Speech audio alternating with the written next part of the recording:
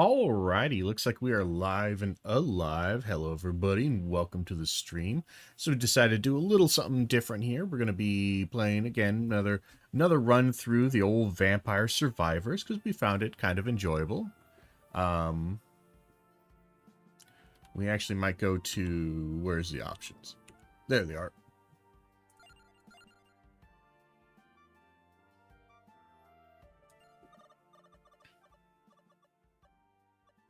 Turn that down just a wee bit because we do have a video to watch.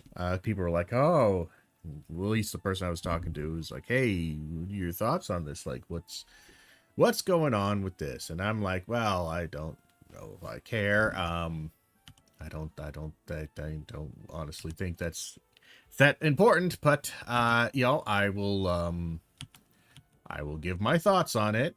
I feel like the reaction to Hassan Piker will just spoil a little bit. Is well, twofold. One, revealing of the problem that I think a lot of democratic efforts have right now, and I think it's just kind of silly, and it doesn't really help, and I think the ContraPoint's reaction to him, and then the back and forth, kind of lays out again this major. I suppose I shouldn't say it's not. It's not important. I think it probably is fairly important, but it. I don't know. It just strikes me as somewhat emblematic of the crisis within the Democratic Party of kind of the more centrist, center-rightish almost, kind of classic liberalism that they've known and loved and enjoyed for many decades, and the growing progressive, more, again, left-leaning elements within the Democratic Party. And the issue is that there's been kind of this misdiagnosis, in my opinion, of many liberals, of especially the center-left liberals, of how progressive they actually are and what liberal means to them. And they're wanting to lay claim to a lot of aspects of their culture, of their political ideology, and the gains that it has made, so to speak. And it's trying to say, no, this is what liberalism did. And the issue is just that, no, it kind of is, but kind of isn't. I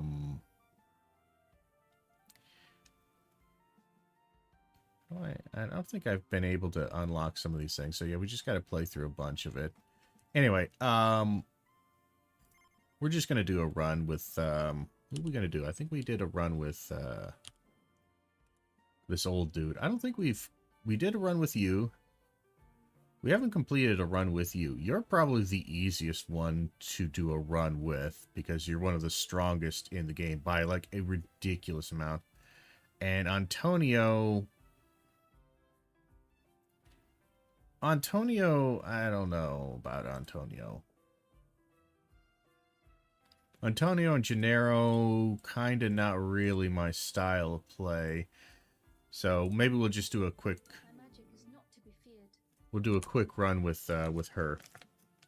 Anyway, so we're going to watch this, and again, this is Hassan Piker's video, so we're going to have some bias on that matter here, as I fuddle about with papers, excuse me. Let's go ahead and play this while we also get set up for the game here. And we'll pause and talk about it as we go through. Thing where it's like, oh, it can't be my own statements being reflected on by my own community that I've cultivated. It must be some outsider that's pushing them to criticize me. I obviously... Okay, so like that would be the first claim right there. And it's important, and I think honestly a lot of creators and a lot of people, this is a natural kind of thing, is when you do get pushed back from a community or you are getting pushback, period, and you're not quite sure where it is, the first instinct and the first defensive instinct is to assume that it is from outsiders, is that you assume it must be bad faith actors, people who are there to harm you, blah, blah, blah, and harm your community. And because, again, if it's coming within the community, if a criticism comes within the community you cultivate or you create, or you are part of, and you've added to in some way, it is like a self-betrayal, and it's hard to believe that you would betray yourself, or you would be the source of your own pain and destruction. It's usually not something that instinctually comes to mind. When something's hurting you, it's an external thing. It is something else. So you to defend your sense of identity and your sense of self and how you operate in this world, you will immediately kind of go, well, no. It's not. This must be other people. These are bad people. These are the wrong people, blah, blah, blah. That must be how it is, because that's, that's what makes sense to me. It has to be somebody else. And again, this is an important defensive mechanism in many ways, because it helps to maintain your loyalty to the community you belong to. It helps maintain a sense of self, because there are bad actors outside of your community who may want you to doubt your community, want you to switch sides, blah, blah, blah. But that is, again, what he said. There's nothing particularly amazing or super insightful. It's just it's the common understanding is that when you do get attacked and you're getting pushback and criticisms that sound like they're coming from your community, your first instinct usually, or many people's first instinct, is to deny the reality of that. We also have the Podjons combo that I had, where I basically, for I would say the bulk of our conversation, explained my position on Israel versus Hamas. I think it's a very good conversation that took place with the Podjons as well. I think you guys will appreciate it. I don't know who that is. I'm just gonna assume that I think I heard he had a interview with a podcast. I think it was Pod Save America. We have a Detractor here. Sure, Imelda. I don't really want any of those guys, but we'll take the King Bible.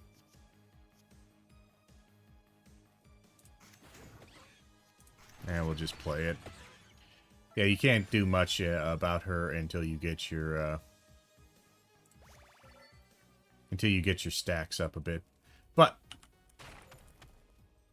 especially considering that a lot of the liberals that watch Pod Save America, once again, have reacted in the exact same way that they reacted every single time I've been on the Podjons, which is excitement. They reacted with excitement, frustration for the way the Democrats speak right now on issues, right? I don't know what CNN is talking about. This guy seems pretty all right. We do need people to be more aware of who he actually is, trying to take what little we actually have away. It's not the LGBT or Latinos or black people or Muslims, it's the rich. Significant improvement over Cory Booker, exactly the kind of conversation we need. Honestly, this was a very good interview, much better and much more coherent than I expected, given the way some media is talking about Hassan. So I do believe he's just reading off comments or something like that, either from the Twitter post or something like that from the podcast guys who did the podcast here. I say yes. We can now actually do infinite stuff here.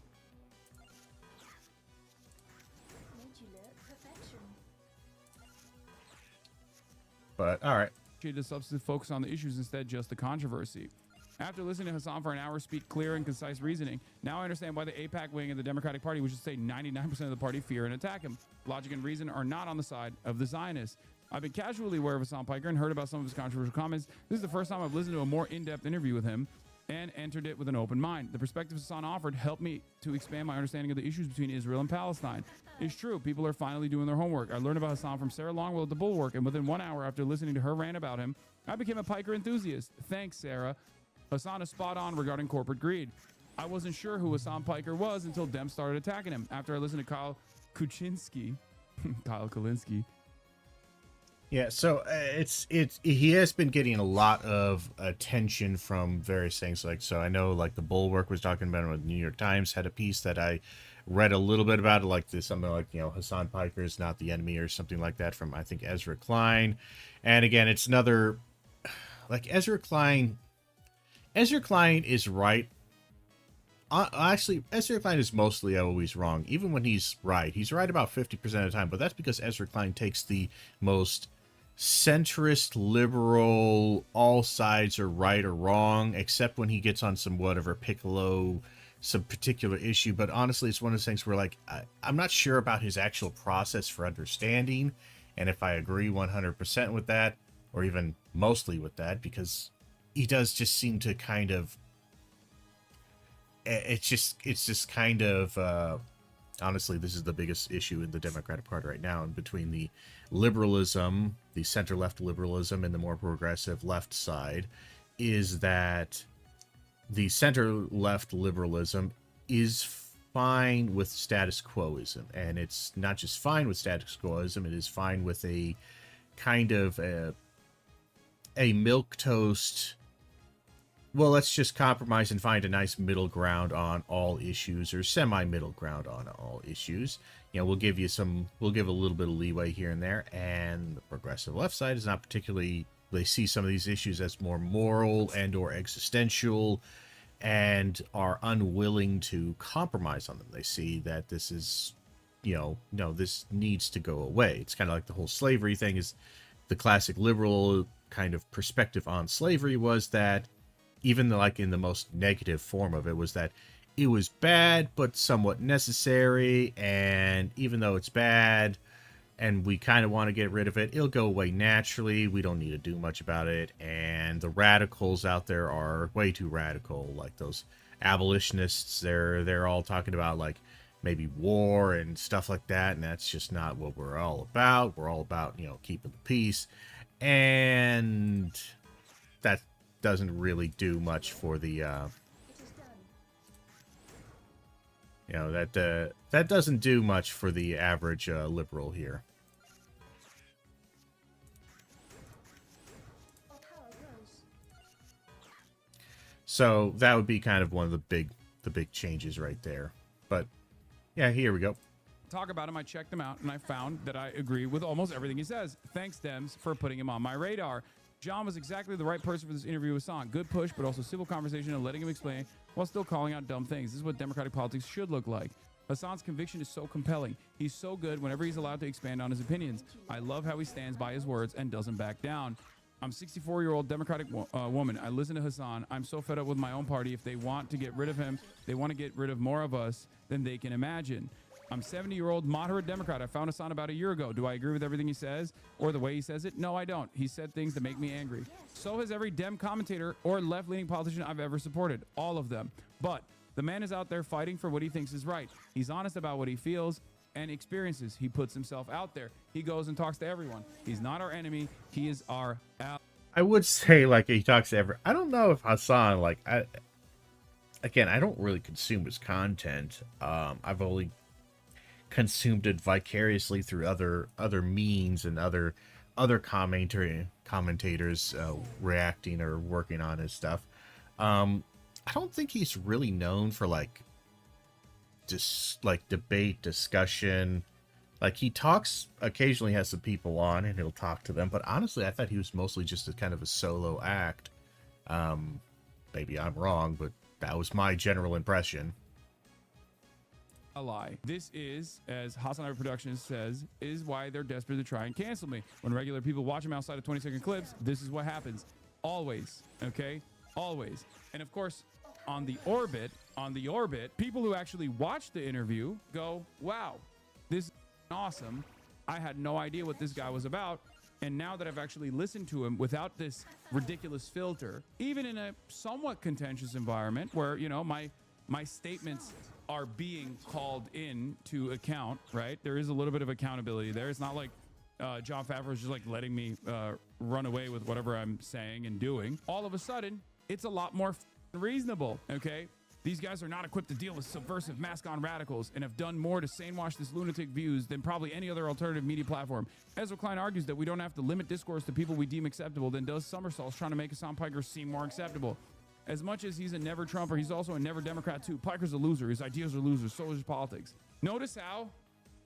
So again, that would be, I think that there is some fair criticism definitely of Hassan, because the few bits that I did see over the years here is that he is incredibly, fairly toxic towards a lot of Democratic candidates, nominees, and or positions. But like, for me, it makes sense. And honestly, the biggest issue that we have is we just have a two-party system, and I really think a two-party system creates this problem to where, like, again, like, we should probably have like 4 or 5 parties, and we should have a much larger kind of parliamentary style kind of structure, and we shouldn't just have like 60 goddamn senators and like, what is it, 400 some representatives. How many? I can't actually, off the top of my head, I can't remember how many members. Hold on, I have to actually look that up. I'm feeling very stupid today. How many members? I'm feeling particularly 435. Jeez, God. And it's yeah, 100 serving in the U.S. Senate. Yeah, misspoke on that one. Sorry, I wasn't talking. I was talking 60 is like the, thinking about the super majority, which isn't 60, but you know, it's thereabouts. Okay, yeah, sorry, brain was farting on that one. But the big thing is that we'll keep this going while we're discussing. Is that we need a multi-party system, because again, like, there's a good number of leftists who just aren't Democrats. That doesn't mean that they don't believe in some degree of democracy, or they don't believe in electoralism to a certain degree, but they do not. They're just not the classic liberal Democrat. They are a leftist, or they're more socialist. They're more Marxist. The problem is that America did an incredibly effective job, essentially wiping out, slaughtering, killing, outlawing, and propagandizing America so heavily against any other leftist parties that they don't exist anymore. So now they kind of, the existence of them, or the impulse to be a part of them, the humanistic desire to be socialist, or the people who would be it if a party existed, have nowhere really to go. So they kind of lean towards whatever party happens to suit their particular, you know, desire or ends, and that tends to be the Democrats. But again, Democrats are liberals. They're not leftists. They never have been leftists, not really. They've adopted to certain positions, again, because of this almost dual party system and having to listen to their constituents to a certain degree. But like, this is a kind of just a problem, you know, what is this, suffering from success here? This is absolutely a suffering from success problem. Smart. Powering up. Made you look. But, you know, there's not much else you can do about it until you know, Yes. until you kind of acknowledge that. So again, this issue right here of people calling him, like, you know, or calling him out, saying, you know, he's very toxic to the Democratic Party. So it's like, well, I mean, yeah, he's extremely critical of them. I would say he's also extremely critical of the Conservative Party. But again, when you're in a community, and specifically that community is not catering to your specific desires or wants, you're probably going to talk more shit about it. Like, you look at even fan communities. You take fan community X, and part of the characteristics of fan community X is that they hate this other creator, this other thing, Y. But if you have members of that community X who are not satisfied with X, they'll probably talk about their problems with X more than they will talk about their problems with Y, because there is no disagreement within that community discourse, about Y. Y sucks. Y is terrible. We will never, ever care or love for Y. Perfection. Haha, I say. Made you look So smart. that's kind of the issue that I'm seeing. Powering up. Is this is the problem when you have this flattening of all discourse into two buckets.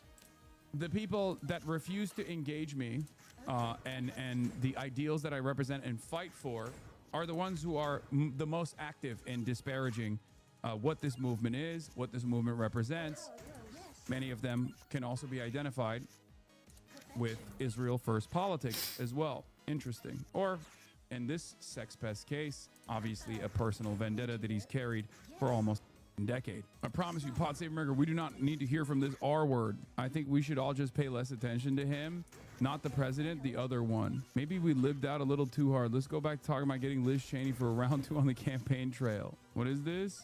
Your wiki is currently getting more views than Rogan's. Since March 24th, Hassan the Hun's Wikipedia page has seen more daily traffic than Joe Rogan's every single day. Oh, nice. Oh, hell yeah. Zionists acting like it's not about Israel. Shannon Watts did the same thing too. To pretend the debate to push Piker to the fringes over Israel is not only wrong, it's irresponsible. Anti-Semitism aside, Piker has a long list of indefensible anti-American racist misogynistic offenses. Unsure why so many Dems are eager to defend such a bad guy.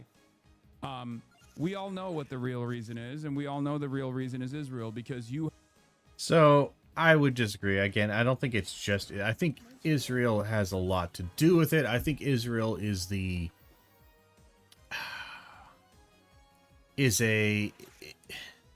is kind of a focus on it, in the sense that it's an easy thing to point to as, you know, what's wrong with you.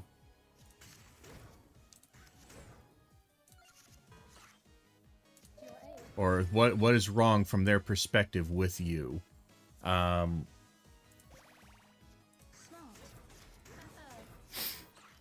Don't know why I'm playing those. I don't really need to play them. I'm just getting a bunch of XP gain here.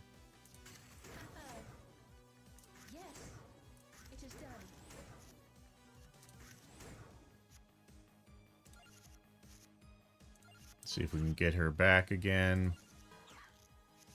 There she is. But yeah, so it's not just Israel. It is again, a major part of it is that, but again, it is... Liberalism has always kind of despised the moral righteousness and the insistence of doing X or Y. Again, most progressive socialists in that kind of regard, or socialism in general, usually has some kind of moral ought. You ought to do this, you need to do X, Y, and Z. Whereas classic liberalism has, at its course, at its end, they have those same kind of things, but it is the freedom to do what you want at its core, whereas socialism, progressivism tends to say you have a responsibility to do these things. Classic liberalism may say, I like those things, but I am not obligated to do those things or do that line. Where that line is drawn is kind of often difficult to say and somewhat nonsensical at times, and not particularly coherent on the part of liberalism. But let me just see if she can pop up pretty quick here. There she is.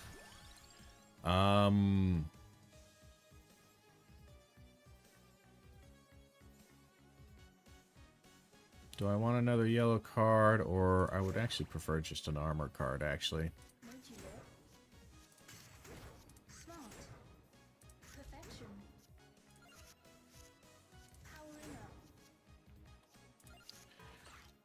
But yeah, so that's kind of one of the tensions right there. Is that oh, what am I doing? I don't need to do that. Is this tension between kind of the ought here is that at its core, liberalism has never been very happy or comfortable with the idea of somebody telling them what to do. They just haven't been. It's been a long thing for them that no, I can appreciate you saying that this is the good thing to do, but demanding it of me is a step too far.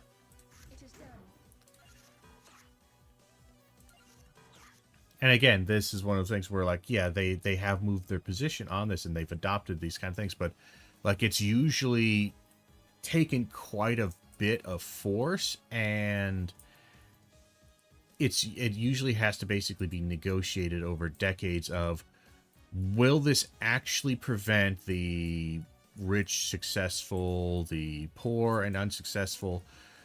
Do I actually have to do anything?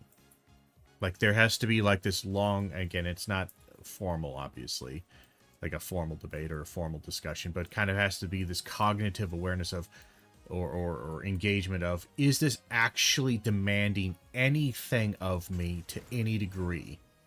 Which is why oftentimes, again, liberals will talk about like the good form of progressivism. The perfect form of it was what's the fire wand? Was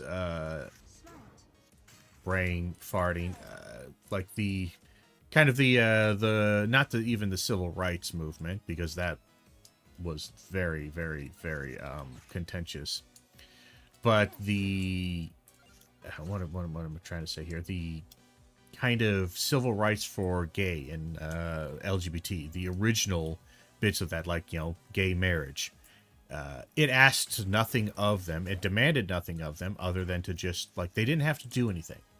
They didn't have to do anything at all. They just had to hang around. They just had to let people live and do their stuff, which appeals to the conservative or the more conservative elements and the libertarian elements of liberalism.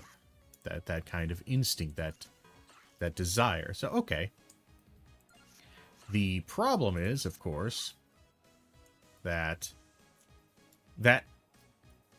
again, that doesn't change really the status quo if power still remains the same. What it does is simply allows people the opportunity to do this. So again, this is why they love the idea of, again, remember the old anti-DEI, anti-wokeness was, you know, equality, not equity.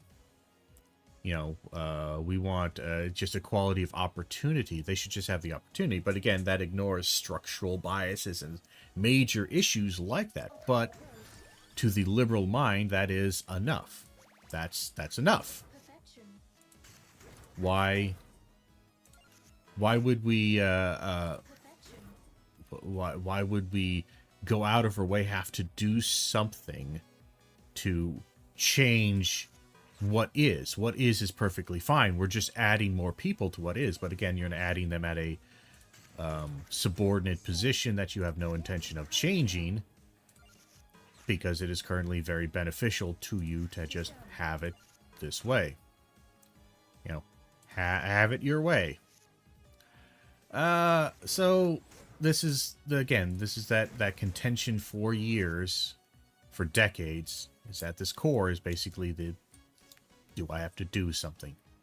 As silly as that sounds, it's kind of what it is. It's like, do you have to do something?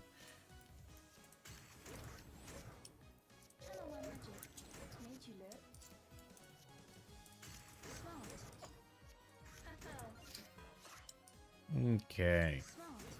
We're getting a fair amount of XP. I kind of want to get to about 1,000. Have openly, as a part of Third Way, pushed Democrats to literally align with right-wing forces who actually do demonstrate, maybe not anti-American, but racist and misogynistic offenses. The problem is, once again, in the old era, in the old age of the media, if I was some college activist, or if I was just like some guy with no platform whatsoever, then yes, most things that you heard about me would be from the gatekeepers, right? You would just hear what Dana Bash had to say about me. You'd just hear about Jake Tapper. You would just hear what Mark Levin had to say about me. And that's the only information that you would be able to make up your mind on, right? Like you would be like, this is the only thing I know about this guy. He seems terrible. In the new media environment, it doesn't work that way. I sometimes have either a competitive or sometimes a larger audience than these guys do, right? So people can hear from me directly. So it doesn't work that way. That's kind of what Ezra Klein was talking about. The through line in the freakouts over Rogan and Piker is snobbery and nostalgia. The GOP has already embraced new media, but many liberals still want manor mavens, legacy media gatekeepers who went to Yale and tell them what is acceptable to discuss. That's it. Why does ContraPoints hate you so much? Is it just because you called out her bad Israel take she had? I'm not a fan of her, but she hates you for real. Yeah, she's just leaned into being... So I think if we go back, we'll actually go back to... was talking about the through line in the freakouts over Rogan and Piker is snobbery and nostalgia. The GOP has already embraced new media, but many liberals still want... And some of it is snobbery. Again, and I'm not going to discount the snobbery because, quite frankly, I do believe that it is important to have standards. It's important to have standards of intellectual engagement and the like. So again, the one of the biggest problems we've had with, again, alternative media is that there's just no vetting in it. It's Wikipedia with zero like moderator control other than community control. But even then, that is super problematic because it's not even community control. Like, again, this is it's that, but for like sports. We don't even have like the desire for factual information, and most of this is just personality led. So this is where I would go against like that snobbery is a response to it. But again, like that snobbery, again, remember, it's not necessarily low versus high class. It is the intelligence class versus non-intelligence class, if you want to think of it as class. Kind of a class-based analysis there, sort of. And that is axes are actually pretty good. We do want a little bit more damage if possible. We're also going to need more armor. We don't have enough armor at this point. Yes, perfection. But Powering up. Smart. Okay, I helped. but yeah, the intelligentsia. So one of the things I've talked about is like, look, whether they're rich or poor, there are those who value education, who value standards and practices, who value doing it the right way in many ways, of establishing good practices and kind of gatekeeping out bad practices. And for the most part, we've not been particularly good at either of those, realistically. There she is. Yes. We're nearing 1,000. So yeah, that would be my kind of response to that, is that I want to be very careful because I have seen the absolute explosion of anti-intellectualism, and part of it is fueled, at least somewhat, by a weird leftist disgust for the status quo, so much so that they're willing to throw out, again, status quoism of, you know, hey, you know, you should maybe the people who should be deciding medical industry stuff are, you know, like medical people, not just you know, randos on the internet. And yes, again, big pharma bad, big business influences, all that kind of stuff. So it's a lack of clarity on some of these things that I've been a bit worried about. Let's grab that and just get a free 6 health. Smart. Perfection.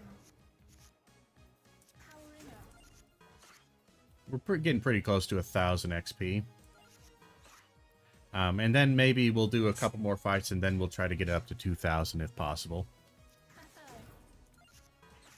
Because we want to be super powered this run, just for funsies. I helped.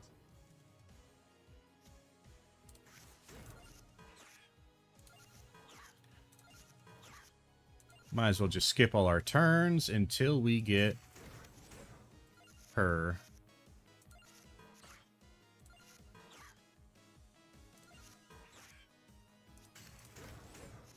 There she is. This card always benefits from combo, or we kind of do want armor if possible. I'll take armor. Made you look. Yes, smart. Because the more armor we have, we will need hand size eventually if we can find it. That's the big thing that we're really missing at this point. Powering up made you look.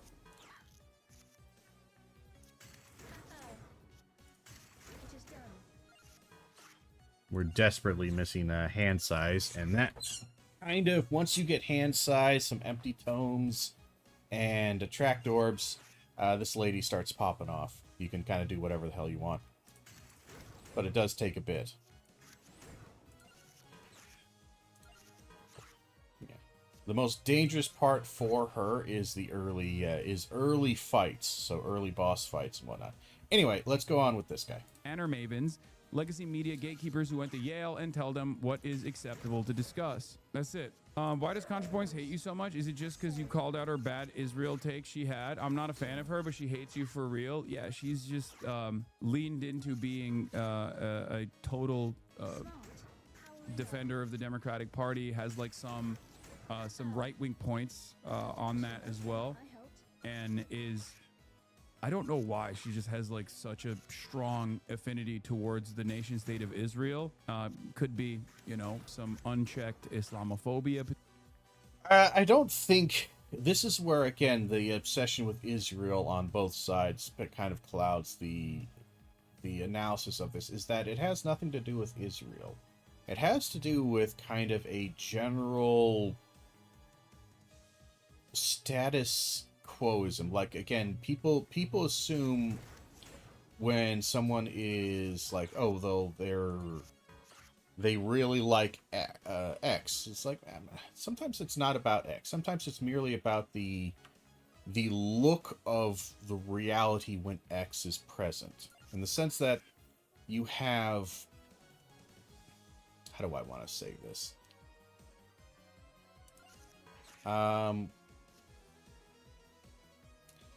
Again, it is mostly because it's like the comfort of an old story that you know. Like, you know this story, you know how it comes out, you know how it does. You know light tomes are good. Made you look. You know how this works. Yes. You know who the good guys are, who the bad guys are, all that. So when leftism, or whatever you will, kind of inserts itself and says, no, this is actually bad, Made you look. there's a resistance to it. You can see this in this kind of the same way to where, like, when people are talking about how they shouldn't have statues of oh my god, the name Christopher Columbus. Jesus, I was like, this, what the hell is it? It's Columbus, something Columbus, right? What is his first name? Christopher Columbus. Mainly because he's kind of even by his day and age standards, kind of a rat bastard. Okay. I helped. Pretty cruel, vicious, murderous, slaving bastard. But the thing that, you know, you're like, oh, well, people got really upset about this, like this, but you also be like this, well, why are they upset about Christopher Columbus? Do they actually like and care about Christopher Columbus? The answer is no, not really. What they care about is the psychological reality of Christopher Columbus in their understanding of the world and the familiarity of it. You know, they go down Broadway Street, they see the Chuck E. Cheese, they see the laundromat, they see the statue of Christopher Columbus, and in many ways it's just the familiarity of things. You know, I am familiar with this object. This object is what I care about, and I don't really have much invested in the object itself. What I have invested in is my investment in it. It's like in many ways, it's like a social, cultural example of like the sunk cost fallacy, but in just like cultural normativity. They don't. I'm not really convinced they care so much about this thing, so much as they care about caring about it, and they care about what caring about it kind of meant, and they care about the memories attached to the thing. You know, it's again kind of weird in that sense. Do we need more? We might need more attack, honestly. I'm gonna pick Hollow Heart here. We're pretty close to the end. I'm not super happy with my cards. I have kind of a lot of cards, but that's okay.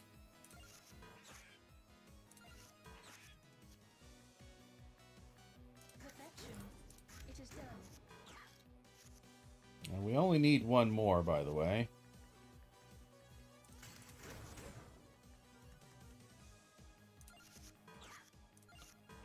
So we're almost done with this. So that would be something that I would be very careful with when your analysis is that, again, ContraPoints doesn't necessarily care or love about Israel. What they care and love about is like the simplicity of good guys, bad guys. The other aspect of this would be less a care for Israel and more of a familiarity with hating the opposition, the Muslim, the Islamist, the radical terrorist. When they think of terrorism, they think of a guy in a turban yelling Allah Akbar.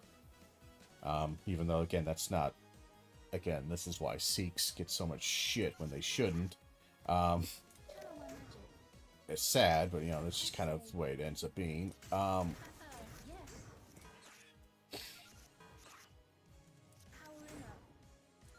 We're almost 1,000 here. There we go, 1,000, and... we'll just end it. Literally our first fight, and it took us like 20 minutes to do. But that's alright. We get tons of XP. So now let's just do, say, Empty Tome.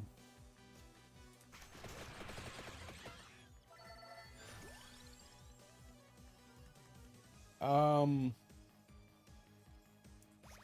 actually get that.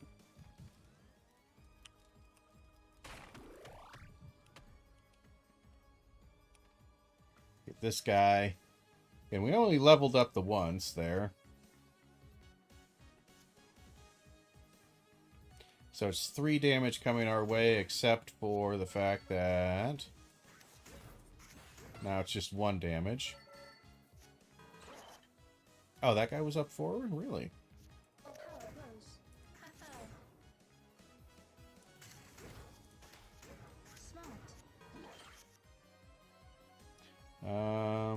Is that going to be 3 damage? Hard to tell, but doesn't really matter. Yeah, it is 3 damage. We do need to get rid of...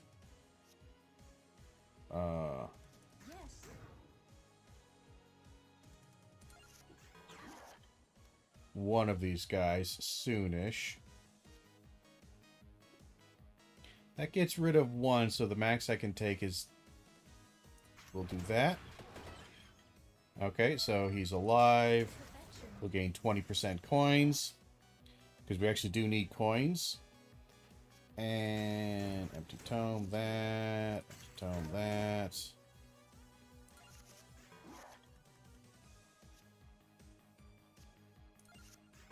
We need to get Ismerelda, or whatever her name is. Imelda. And the most they can do is 2 damage to me, so it doesn't matter now. We're fine. I should have done one of the wands there. Just to get rid of him, just... you know, we're fine.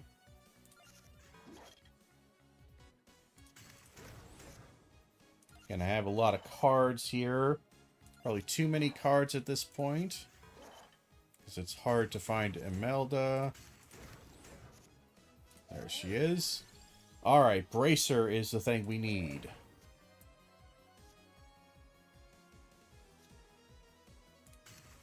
I say perfection. Bracer hand by 3, that helps a lot. So now that we have Bracer, Smart. it's going to be much easier to do what we need to do. Haha. Made you look. Okay, I helped. There we are. And what are we going to go for here? Probably a decent amount of XP. potentially, but yeah, she became Hasbara points. She was quiet for the longest time on the issue of Israel, and then chose to speak out somewhat in favor of Israel and very critical of the pro-Palestinian wing of the party. Literally, I think it was 2 days before there was this massive sea change, because there was tremendous amounts of coverage about Israel doing a famine in Gaza. Like, it was unbelievable. 2 years in, she didn't speak about Israel at all. No peep. Her fans were constantly demanding she say something. Then she went out to Reddit, which is the most, you know, at the time, the most pro-Israel platform that she could find, and released this massive statement. The statement itself was flawed. I guess that's the, best, that's the nicest thing I can say about it, right? The statement itself was flawed. Yeah, I think I saw a little bit of this statement when it first came out, because it hit Reddit and kind of blew up a little bit. And it does kind of take this weird... At least I read it. Maybe I need to go back and reread it, because maybe I'm going to be a bit unfair on this one. But it did kind of strike me as highly kind of narcissistic. And basically... And I suppose it makes sense, because, you know, she's talking about her feelings, and she's talking about herself and saying, hey, you know, you wanted my opinion, so here's my feelings on this matter. Duplicator is actually good to get. Yes. Perfection. Yes. Powering up. Ran out. And now we get to the point where things start getting big enough in my hand. It's kind of hard to do much. I say. It is done.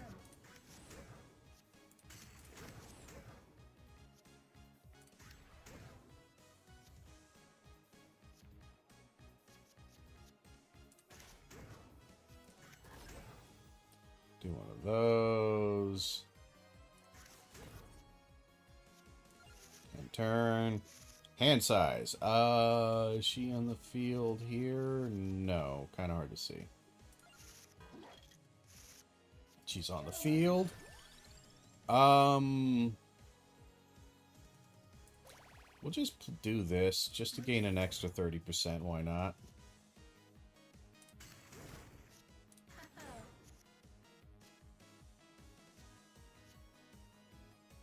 Do Bracer again. At this point, I think our hand size is basically as big as it can ever be.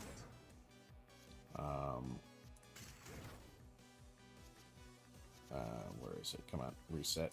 There we are. Made you look. It is done.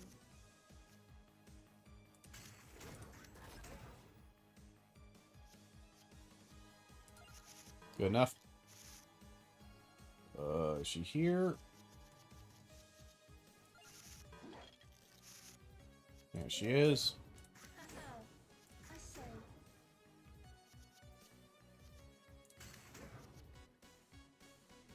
Smart. Yes. Powering up.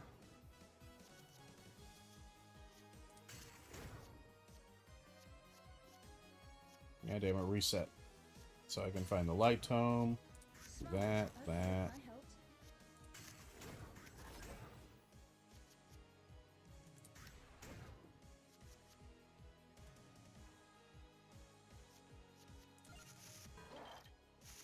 Draw my whole hand.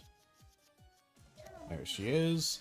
We're gonna grab another bracer, just so we have a higher chance of actually having it pop up. Perfection. And where's my light tome? There it is. There's that. Tract orb.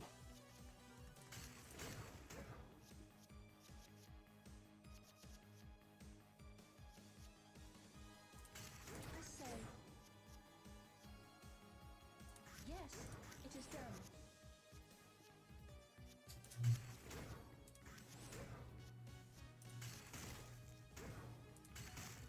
Alright, we gotta be careful. We're breaking stuff here. We will be breaking things, so... How much mana we got? Lots. So let's just play out our hand here. There we are. Yeah, you can't play too many of the cards in the same hand. They don't like that. Let's grab light tome. Empty tome. Oh, wait, hold on. There she was. Tract orb. Empty tome. Tract orb. Empty tome. Light tome.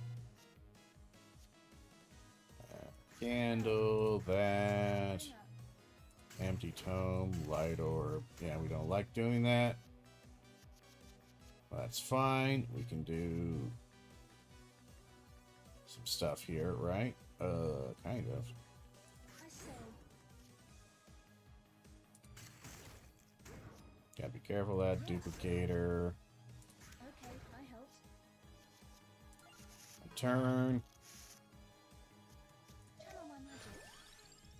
Weighty tome gets us more. Santa water could do a lot of damage. We don't have a ton of damaging cards, but weighty tome is just hilarious because it just gets us more tons of mana. Eventually. Perfection. Yes. There we go. Tons of mana here. Power Haha. Perfection. I say. And again, I don't think she can come back.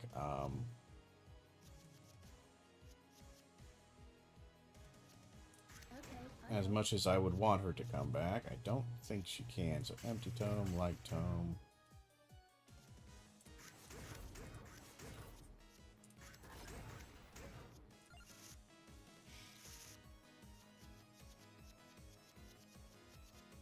There she is. Made you look. Tract orb.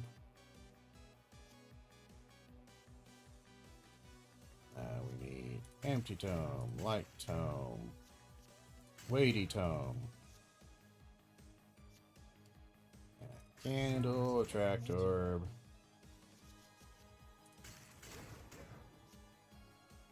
Power say.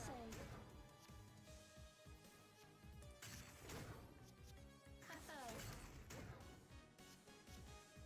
Just insane amounts of stuff happening here. Done. And she'll be back. To your aid. Do I want to gain increase area? None of this is good.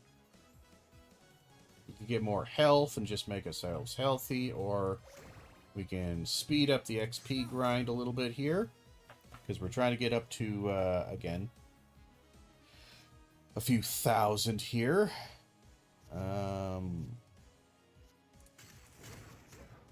Perfection. Yes.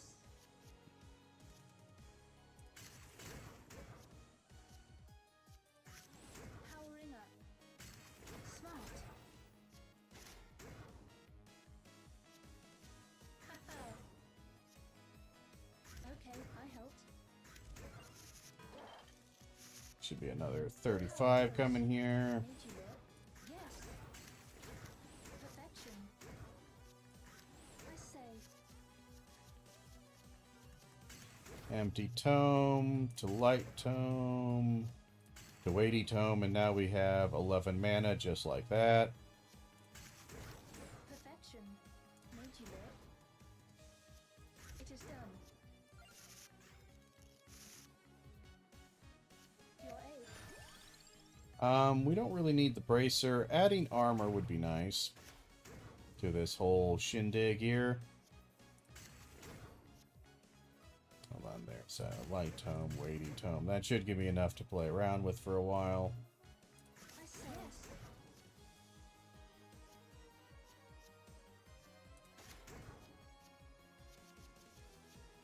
Power There it is. I was looking for duplicator. Smart. Powering up. Okay, I helped. There we go. So, again, I think we'll continue with this guy, but yeah, no, the statement was very kind of again, it kind of epitomizes that anxiety, that kind of cognitive dissonance of kind of liberalism when it's confronted with a moral issue that it doesn't want to move on. And it basically put the blame on the pro-Palestinian activists and the advocates and the people that were dominated, people who were arrested for advancing this cause, for speaking truth to power, punished relentlessly for it, right? Basically said, oh, you're showing these atrocities. It's like, and it's, you know, making people feel bad. And it also hurt the Democratic Party's chances of winning. It was this ridiculous statement. And the timing of it was so bad. The timing of it was so bad. Like, if she had just kept quiet, she probably would not have received so much backlash.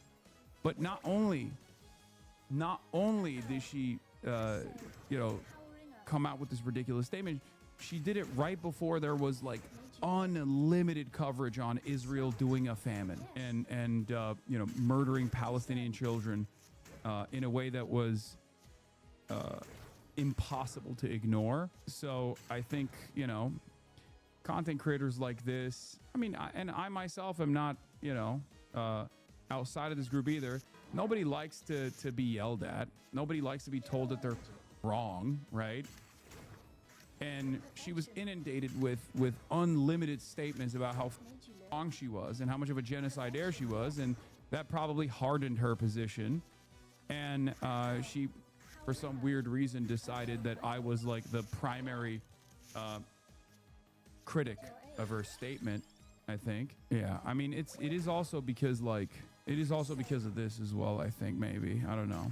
Like her being, her doing something with Hillary Rodham Clinton. She thinks you're a community harasser, not understanding that you share similar audiences. Yeah, it's almost like an Ethan Klein moment, right? It's an Ethan Klein thing where it's like, oh, it can't be my own statements being reflected on by my own community that I've cultivated, many of which are anti-Zionist, and on the side of truth and justice here, on the side of the Palestinians, getting mad at me. It must be some outsider that's pushing them to criticize me. Not comparing Natalie to Ethan, please. I mean, it's true, though.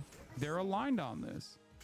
They're aligned on this issue. I say this as someone who's collaborated with her, who's hung out with her, who was shocked by her position on the issue of Israel to begin with. Like, I was pretty open about it. And my commentary on her statement was much nicer, much nicer than many others. My expectation was that she would be the last person to do this because she's actually smart. Like, it was genuinely a surprise because Ethan Klein is, you know, like, he doesn't know shit about politics. He's just responding to whatever he sees on his timeline, whatever is presented to him in his subreddit. That's an interest. Again, that is actually an interesting thing, and I could wonder if that's, again, that's kind of normal for the vast majority of people, especially kind of the more weird center leftist, is that because of status quo kind of obsession, people really don't respect people are just reactive to, like, they don't think about their normal day-to-day lives in a critical manner and actively are trying to change it for anything. They take the system as it is, and they're just trying to work within it to get more money, be happier, be more successful, kind of crap like that, which is all well and good. That's well and good. That's good. It's nice that that happens, you know. But it is kind of funny that that's really at the core of it. A might stat here. Might's not really good. We're not getting good level ups. I'm going to be honest. We're not getting good level ups at all. I guess we'll take the might status and we will put that on. We'll put that on a bracer. Why not? It doesn't really change much. I don't actually know where that bracer is. Yes. Made you look. Perfection. I say, powering up. It is done. And we should just be able to spam. Once we get her, we'll just get her. We'll do the, there's an empty tome, a light tome, and then a weighty tome, and now we have enough to just spam without caring, because we just care about the XP. And turn.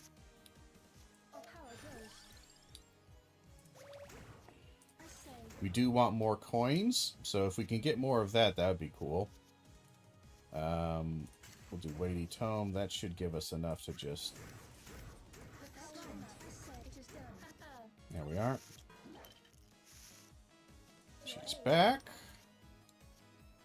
And then we will do light tome, weighty tome, and now we have enough to just spam.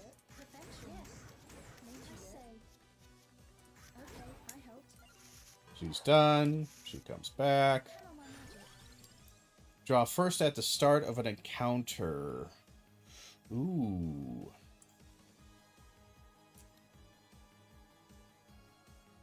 We'll do quick draw, and we'll put that on the other... We'll put that on a bracer here, because hand size is really important for us for a while. As annoying as that is, because once we get hand size up, we can just do this. We can get to this state where we have infinite power, and there's no threat of death at all. Weighty tome, that should be enough to just have me. There we are. We're almost to 2,000. Where is she? She's got to be in here. There she is. Alright, do we want another light tome?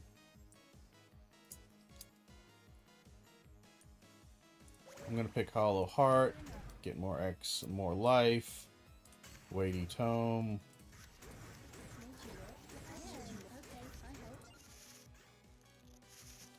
Alright, so we're at 2,000.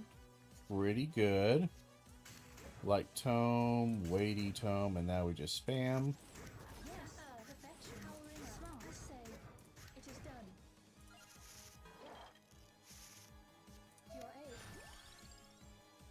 I don't really want another weighty tome. We're just doing more life.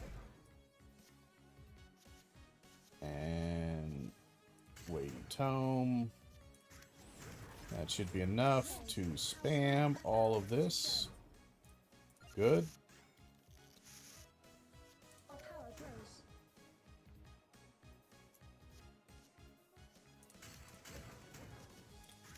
Now that's plenty to spam.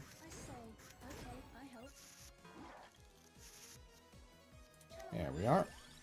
I don't really want any of these guys, I'll be honest.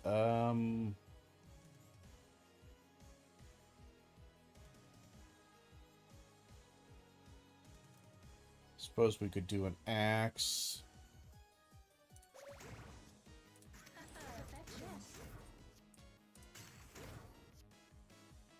We need that for the light tome, and then the weighty tome. Perfection. I say, powering up, it is done. And we finish. Your aid. Smart, made you look.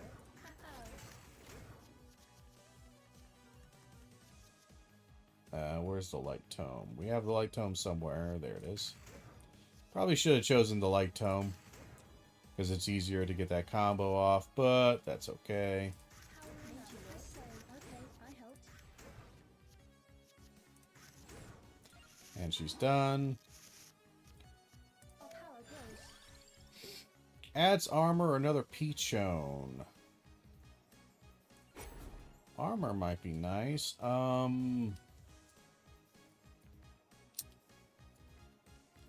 Just add that to a weighty tome, why not? Perfection. Smart. And we need empty tome, light tome, weighty tome. That should be enough for us to Okay, I helped. just spam shit. Your aid. So we're at let's do it till we're about 2,500. Let's call it there.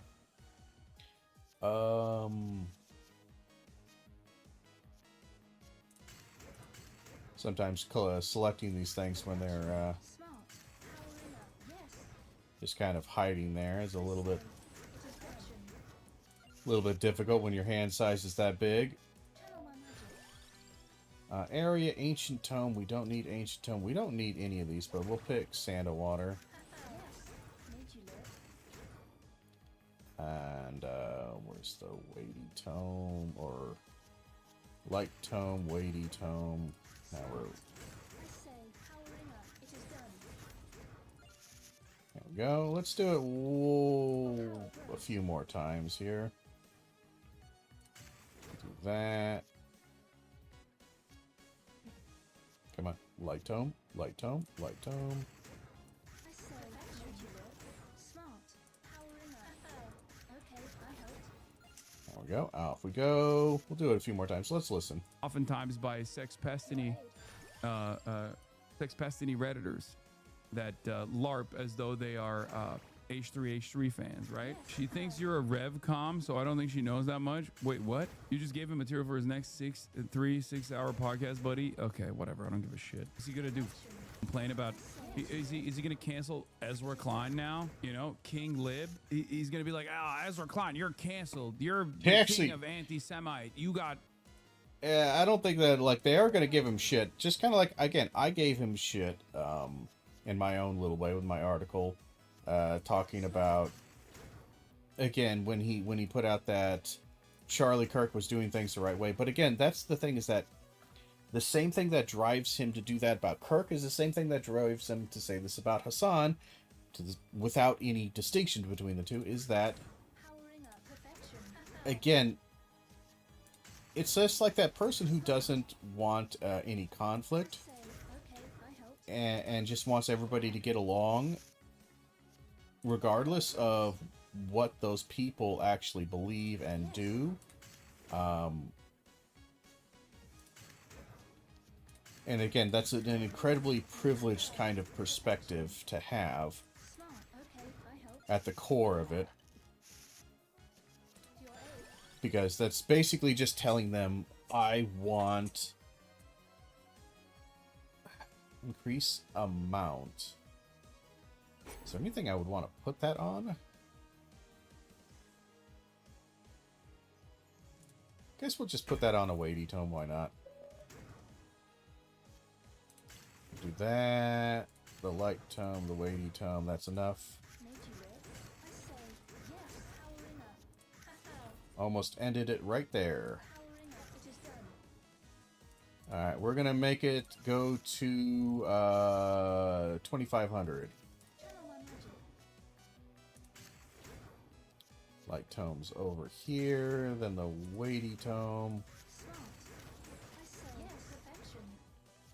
Made you look. I say, okay, I helped. 2,500. Alright. And he's dead.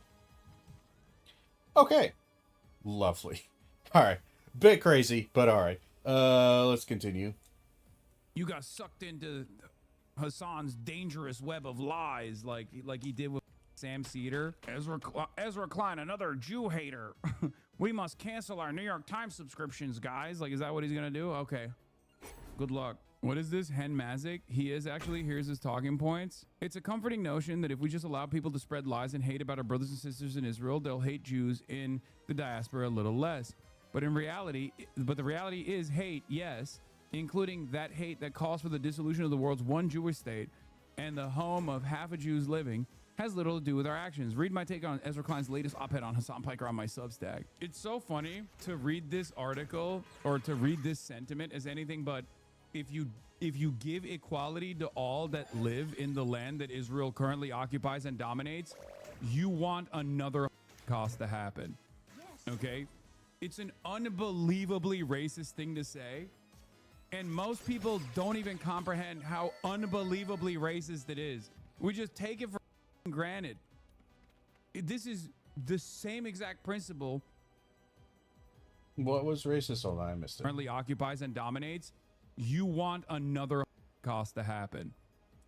Yeah, that again. There's a lot of kind of. If you this kind of just again stems to that conflation of anti-Zionism and anti-Semitism, and I just really don't believe that is the case. And honestly, a lot of it, Including that hate that calls for the dissolution of the world's one Jewish state and the home of half a Jews living, has little to do with our actions. Read my take on Ezra Klein's latest op-ed on Hassan Piker on my Substack. It's so funny to read this article or to read this sentiment as anything but if you give equality to all that live in the land that Israel currently occupies and dominates, you want another cost to happen. Okay? It's an unbelievably racist thing to say. And most people don't even comprehend how unbelievably racist it is. We just take it for granted. This is the same exact principle that whites in South Africa presented, where they were like, what, we can't have white ethno state? What are you talking about? A white dominated ethno state? You just want us to die, huh? Like little old Rhodesia standing alone in the entire continent of Africa can't even have it. You know? It's so stupid. So many black countries. Why? yeah, and again, like the whole Jewish nation. I'm honestly, I'm not big on ethno-nationalism or kind of a weird religious nationalism. That's just not my thing. So, it's kind of hard to like think about that honestly, or to engage with that honestly.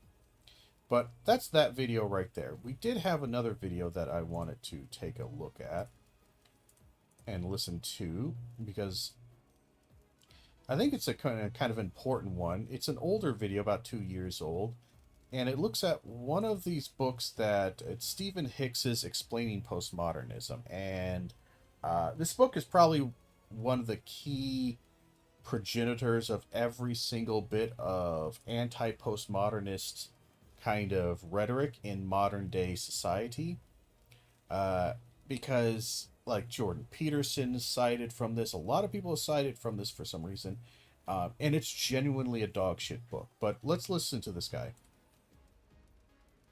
Have you heard about this thing called postmodernism? If you have, you've probably also been told that it's as confusing as it is complicated. But don't worry, Stephen Hicks has got a book for you. Explaining Postmodernism, Skepticism and Socialism from Rousseau to Foucault is as accessible as it is available. Front and center when you search postmodernism on Amazon.com, it's available for $0 if you have an Audible or Kindle Unlimited account, and the paperback is only $27. But if you haven't got an Audible subscription or $27 to drop on the expanded edition, don't worry. The original 2004 edition is free to download on stephenhicks.org. English not your first language? Explaining Postmodernism has been translated into 13 different languages, including Urdu, Swedish, Portuguese, and, my personal favorite, Hebrew. So why is Hicks' book so popular? Well, Just look at these editorial reviews. By the end of explaining postmodernism, the reader will remain ill at ease with postmodernist malaise, but Hick's lucid account will demystify the subject. Curtis Hancock, PhD, The Review of Metaphysics. With clarity, concision, and an engaging style, Hicks exposes the historical roots and philosophical assumptions of the postmodernist phenomenon. More than that, he raises key questions about the legacy of postmodernism and its implications for our intellectual attitudes and cultural life. Stephen M. Sanders, PhD, Reason Papers. In fact, StephenHicks.org features no less than 9 academic reviews. So there's really only one small problem. Explaining Postmodernism is the worst book ever written on the subject. I would agree with this. Again, I've read some aspects of this when I first heard it cited by Jordan Peterson, and I thought it was an absolute joke of a... It's just a straight-up joke. I cannot tell you how awful it is. It is shockingly awful. We will do double damage, and we'll do that on a Peachone, because Peachone does crazy high damage all the time.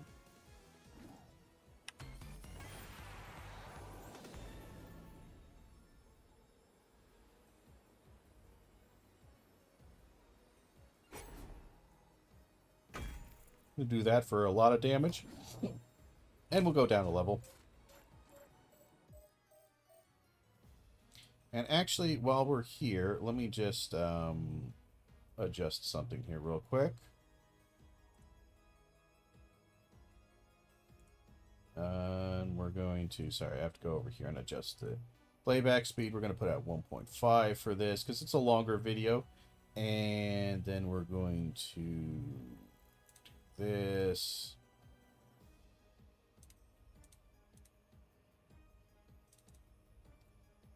I think I need to go to, hold on one second.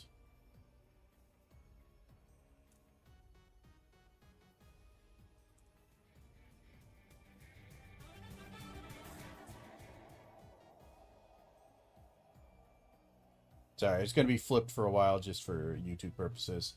These are some of the available videos which have also discussed this text. I've included links to each of the videos in the description if you want to watch them for yourself, but as these videos have covered certain aspects of Hick's text, often overlapping, I will be focusing on those areas which I feel have been adequately covered, specifically Hick's treatment of postmodernism itself, so to speak. Chayka's video runs for just shy of 53 minutes, and I think he does a good job addressing many of the core issues with Hick's text. His idiosyncratic perspective on Enlightenment, oversimplified perspective on pre-Enlightenment European philosophy, and general scholarly sloppiness. He also addresses, fairly early in the video, a number of Hick's claims and misreadings of several postmodern theorists. This video is the longest of the 3 at just over 2.5 hours, and the 3 hosts, Friedman, Guida, and Kelly, conclude that while Hick's thesis is unsubstantiated, the book itself is a good faith interrogation of postmodernism. They do also discuss Chayka's video, but determine his critique is in bad faith. The hosts all seem to have an interest in learning about the subject, but I feel don't have enough of a grasp on the history to adequately critique the text, but more on this later. Orman's video runs for about an hour and 40 minutes and features a very in-depth analysis of Hick's claims about Not sure why we're pausing here. They do also discuss Chayka's video, but determine his critique is in bad faith. The hosts all seem to have an interest in learning about the subject, but I feel don't have enough of a grasp on the history to adequately critique the text, but more on this later. Orman's video runs for about an hour and 40 minutes and features a very in-depth analysis of Hick's claims about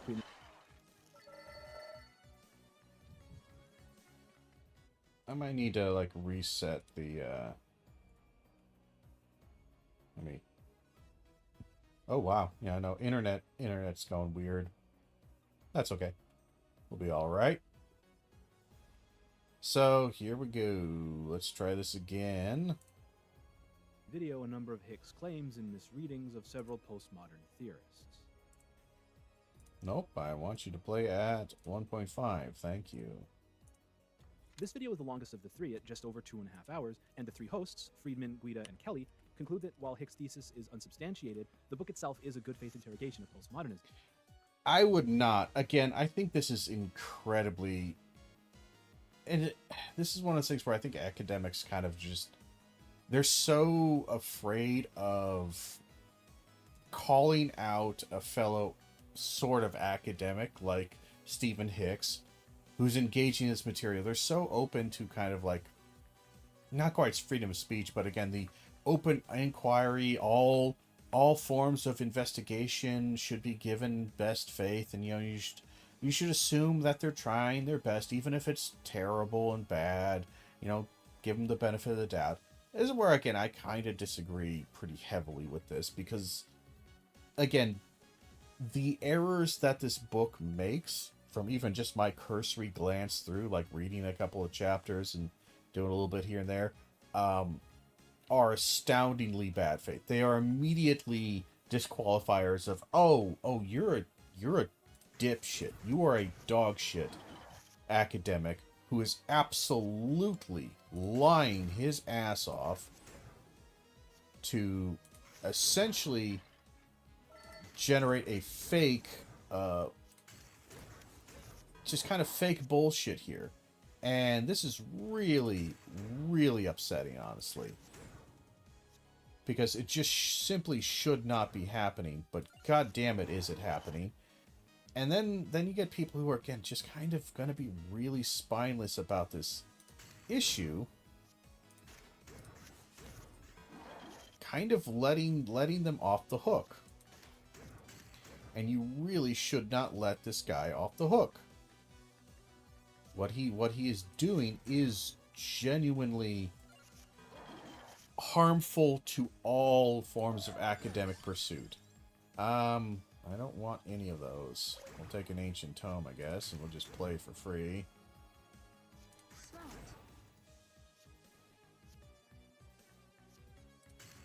Powering up. There we go. Make sure we never take damage again. There we are. Alright. I say yes. There we go. Now we got a big tome, big stuff here, so we'll do weighty tome, ancient tome.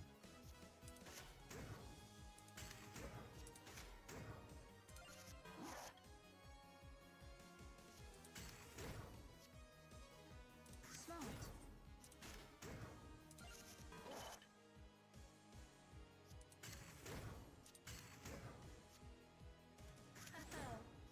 It is done. And get through my armor with that, you son of a bitch.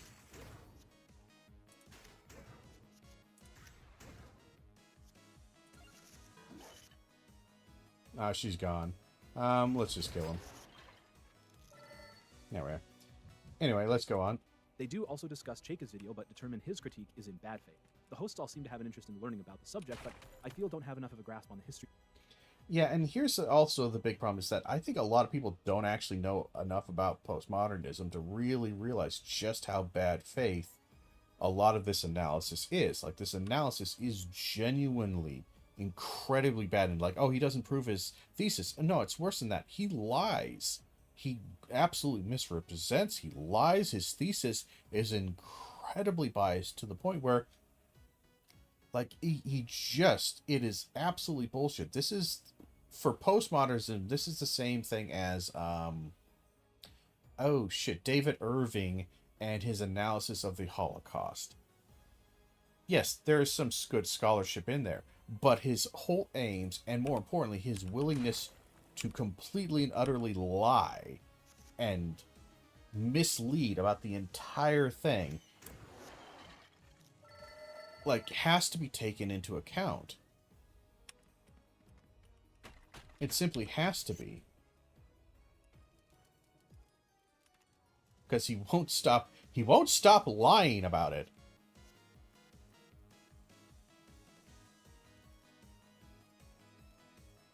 So we're taking 2 damage this turn.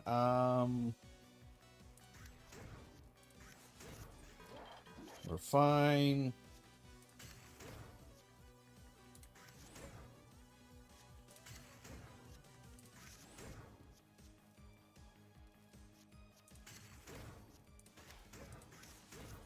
We're fine. There she is. I don't want any of these things. We'll take a weighty tome. Made you look.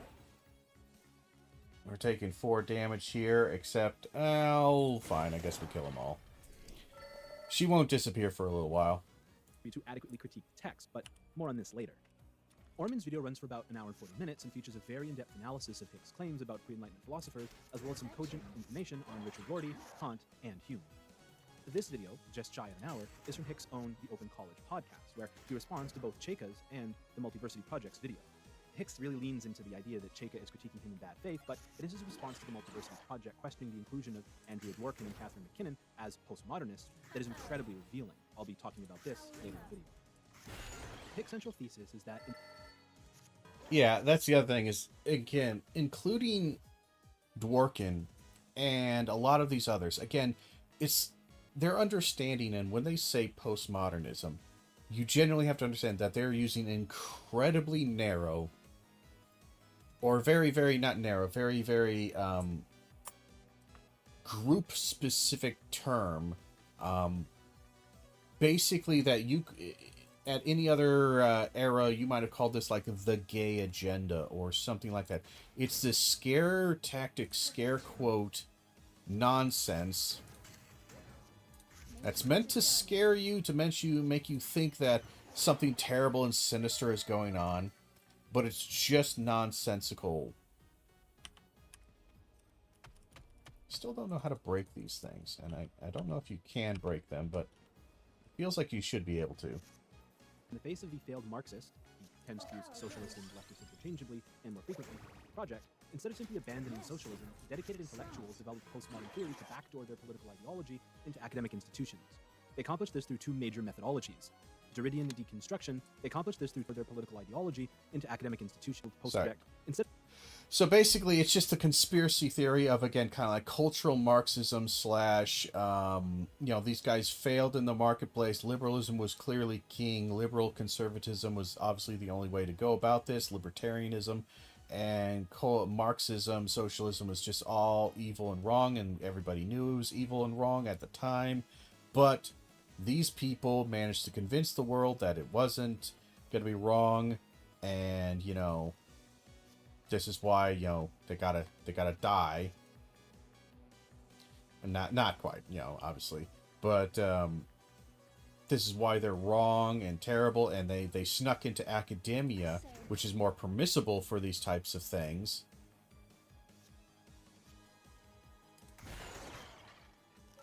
Oh, then I wasn't even paying attention that was going to kill everybody. Didn't actually mean to kill everybody, but I did.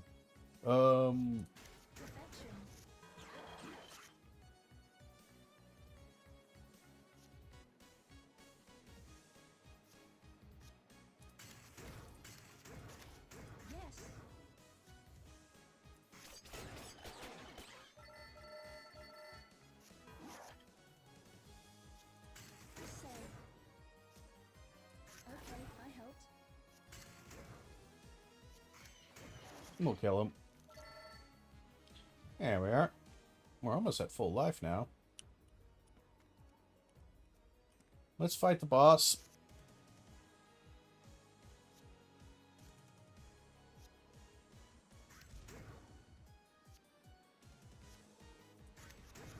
That's a bit unfortunate. We take a bunch of damage there.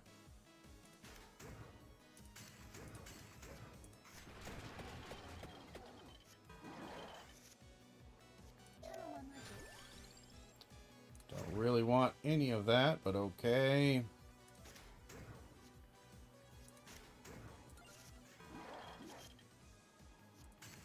Empty dome, attract orb.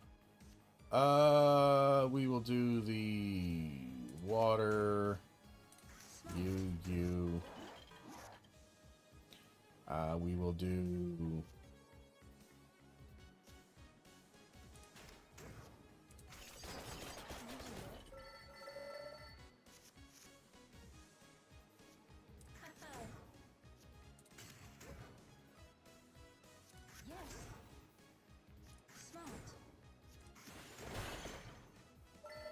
Boss is almost here.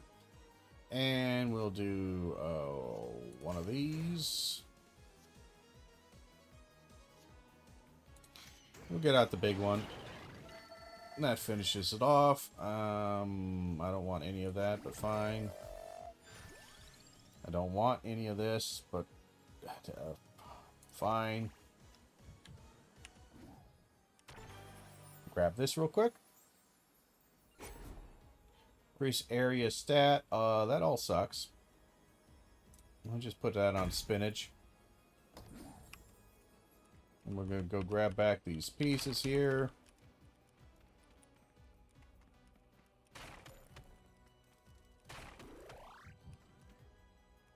Again, I was looking actually for an upgrade of my money, because I need more money. But that's okay. But yeah, so let's go for it. Instead of simply abandoning socialism, dedicated intellectuals developed postmodern theory to backdoor their political ideology into academic institutions. They accomplished this through two major methodologies: Derridian deconstruction and Foucauldian power relations. It is dead. Deconstruction is poorly defined by Hicks, but the closest he approaches it is on page 16. In one version of deconstruction, represented by those who agree with the quotation from Fish on page 2 above, literary criticism becomes a form of subjective play in which the reader pours subjective associations into the text. In another version, objectivity is replaced by the view that an author's race, sex, or other group membership most deeply shape the author's views and feelings. Thus, his explanation is that the idea that any given text will have a fixed objective meaning determined by the author is rejected out of hand. In place of this meaning, the reader is free to inject whatever meaning they want into whatever text they choose. Now, it is very important that Hicks has chosen to cite Fish when he is defining deconstruction, because he has, for reasons that will become clear, chosen not to cite Derrida on what could be termed his deconstruction. So again, that's not really what deconstructionism was. Again, that's the kind of the silly notion. And more importantly, deconstruction is not an absolutist statement. And here's one aspect that I always try to remind people of, is that what deconstruction tries to do is it doesn't try to say that, the subjective experience is all that matters or blah, blah, blah, or anything like that.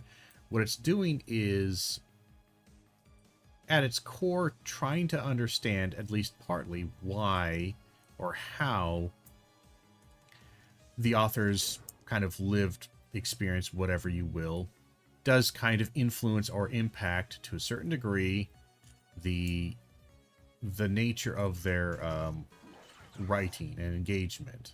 Constructive method. It is true Hicks does reference a quote of Derrida's, twice in fact, speaking about deconstruction, but it is only in service to connecting deconstruction to Marxism. No, Hicks cites Fish because he thinks this quote is emblematic of deconstruction as a practice, and it serves his narrative. Here is the quote. Deconstruction, Stanley Fish confesses happily, relieves me of the obligation to be right, and demands only that I be interesting. The problem Hi is that there, Hicks is not a careful Tiger reader, Traverse. because while Fish does discuss deconstruction in Is There a Text in This Class, it's on page 299 and 303. He doesn't discuss it on the page Hicks cites, page 180, or anywhere else within that chapter. So that's also the first thing that should be a warning sign that, again, anybody who tries to defend Stephen Hicks's book on this matter, this is kind of elementary level bullshit. Like, any academic who ever tries to defend this in the spirit of hearing both sides, blah, blah, blah, honestly, I feel like boxing their ears a little bit. Because citation errors like this and obvious quote mining and poorly done quote mining is literally it's just the lowest form of bullshit. And it's the one that, like, no, you just have to pass that bar. You have to get that out. You want to put out some bullshit argumentation, fine, but don't resort to crap like this. And this is where it gets weird. The quote is from a chapter titled Interpreting the Variorum, referencing a response to the titular essay, which was originally published in the journal Critical Inquiry in 1976. As it turns out, this essay is the original source of the quote Hicks cites, something that is revealed in the second sentence of the first paragraph of this chapter, page 174. But as we know, Hicks doesn't cite this. He cites page 180. Why? Well, here's an emblematic instance of Hicks' citational style, what can charitably be called quote mining. Because the passage Hicks cites is an amended version from the original on page 174. But Hicks has removed that amendment. Really changes the context of the quote, huh? And you know what else really changes the... Let's see, let's look at this. These, however, the fictions of formalism, and as fictions they have the disadvantage of being confined. My fiction is liberating, or relieves me from the obligation to be right. A standard that simply drops out and demands only that it be interesting. A standard that can be met without any reference at all to illusory objectivity, rather than restoring or recovering text, blah, blah. I'm in the business of making text and of teaching others to make them by adding to their repertoire of strategies, blah, blah, blah. This response to interpreting the variorum contains the most unfortunate sentence I ever wrote. I have long since repudiated this declaration, along with the relativism it implies. Yeah, I can see why you wouldn't want to cite a quote that happens in between sentences, which completely contradicts the point. You could mind the quote. Yeah. So again, this is right here talking about a quote I don't like. Basically, the author was basically renouncing the quote that he had. Yes. To make. But this then begs the question, why didn't Hicks simply cite the original journal article? This too. Again, because it's inconvenient for his belief structure. That's always what it ends up being. It's just very inconvenient for my belief structure. I say, Anytime you look at this kind of writing style, it's always that. This is incredibly inconvenient for my belief structure. Boy, we don't level up a lot anymore, mainly because we're at level 51, obviously, and we need a lot of XP to level up. Will become clear. Turning now to Foucauldian power relations, they have been developed to replace the classic Marxist binary of class antagonism. No longer is the main driving force of Western civilization the bourgeoisie oppressing the proletariat, but rather a grab bag of oppressors and oppressed from every identity group you can think of, locked in a struggle for power. When the method of deconstruction is deployed by the postmodernists to attack anything of value, i.e., Western civilization, it is done in the service of the marginalized to attack their perceived oppressors. What there's Yeah, so that is, again, that would be Hicks's understanding of postmodernism. And this just kind of fits in with that same kind of like anti-DEI, anti-all that. And it is nonsensical and silly, to say the least. results in is the creation of a culture where meaning, truth, and progress, the progress of the Enlightenment project, are destroyed and replaced with moral relativism, anti-realism, and ultimately, nihilism. The difficulty is the textual evidence with which Hicks uses to construct his argument is alarmingly thin. I'm going to start at the end, so to speak, by examining Hicks' bibliography, and just where he is getting the information he uses to explain postmodernism. Hicks' bibliography boasts over 230 sources, but it's how he deploys these sources that merits scrutiny. Of the 233 listed sources, 26 are either written by or about one of these postmodern theorists. I'll be referring to these as direct sources. That's 11%. There are 28 additional supplementary texts discussing either broader issues related to or critiques of postmodernism, or are given as examples of deconstruction. So that's a total of 54 texts, or 23% of the bibliography. So that right there is kind of, it's not the worst thing, but it is kind of bad that if you're going to write a book explaining postmodernism, and more importantly, I also take issue with the title of the book, because it's not necessarily explaining it, it is directly arguing against it. So that right there is a bit of a deceptive kind of aspect that I really take issue with. Is that like, okay, you don't like postmodernism, great. But when you present it like that, when you say, oh, you know, I'm just, you know, I'm just explaining things. Like, you're not explaining it in a neutral manner. You're not doing this like a textbook or reference book.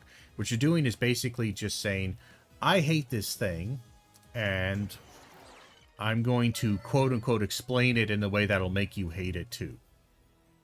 And you just got to be honest with, like, you know, again, you could just make this like this, arguing against postmodernism. Title that, Against Postmodernism, an examination in postmodernist history and corruption of academia. Boom, there you go.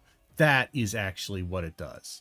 So, in a book about postmodernism, over 75% of the sources have nothing to do with the topic. But it gets worse.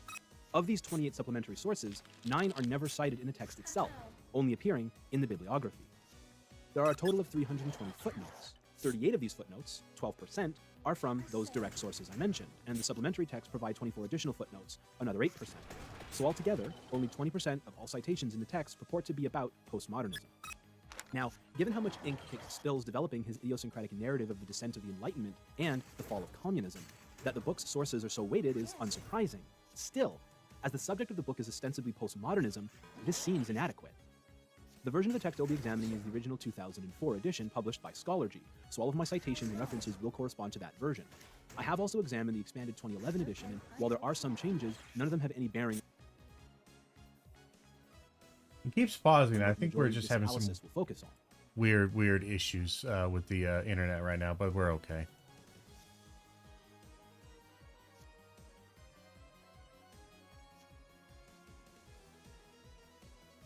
Yeah, we'll just finish the fight.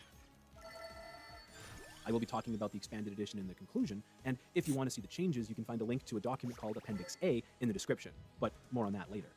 Next, I'd like to examine the citations from listed sources of the primary villains of the narrative, Hick's postmodern vanguard: Jean-François Lyotard, Jacques Derrida, Richard Rorty, and Michel Foucault. What follows is an examination of each of the postmodern theorists Hicks uses to construct his narrative. There's a breakdown of the text and citations from or about each theorist used by Hicks, then a brief discussion of where each theorist fits in Hicks' model. This is followed by a close reading of one citation from each theorist, after which we should be able to make a hypothesis on Hicks' academic process. For the sake of time, I've limited each theorist to a single citation, but have also included a link in the description to a document, Appendix A, Hicks Citations, which will have a full accounting of all 38 direct citations from or about the postmodern vanguard. But let's get started. I've started with Lyotard because he is the postmodern theorist whose presence is least felt in the text. This is an incredibly bizarre choice. Hicks' treatment of Lyotard is true. Yeah, that's also the next thing I noticed is, again, didn't read the whole thing, but to leave out Lyotard and to so poorly, like, he doesn't talk a lot with Rorty, he doesn't engage with, like, some of the most central figures. He just goes with a little bit of Foucault, a little bit of Derrida, and that's like this. Okay, so you literally just did kind of like the meme format here. You literally just looked at the ones that have the most hated fan base, essentially, and then just went with that. Odd. He almost always appears in the company of others. Of the 11 times Lyotard's name appears in the body of the text, and one footnote, 9 of them are with another postmodernist. And when he does cite him individually, it's in blatant misreadings, as on page 4, something noted by Chakis. As an example, on page 183, Hicks has footnote 11, where he makes the claim that placing pain and suffering at the center of morality is a recurring theme among the leading postmodernists. Lyotard, expressing agreement with Pain and suffering, again, at the center of morality is a recurring theme among the leading postmodernists. Not really, but also, like, pain and suffering is a center of morality in a lot of different things, not just the postmodernists, the evil postmodernists. So, expressing agreement with Foucault states that one has to bear witness to the dissonance, especially that of others. Again, these bear witness to the dissonance. The lack of long quotes here is always really problematic for me. Again, in serious academic kind of work, the general understanding is that you should you need to cite your sources much stronger and not fuck about, because this feels like a fuck about kind of thing here.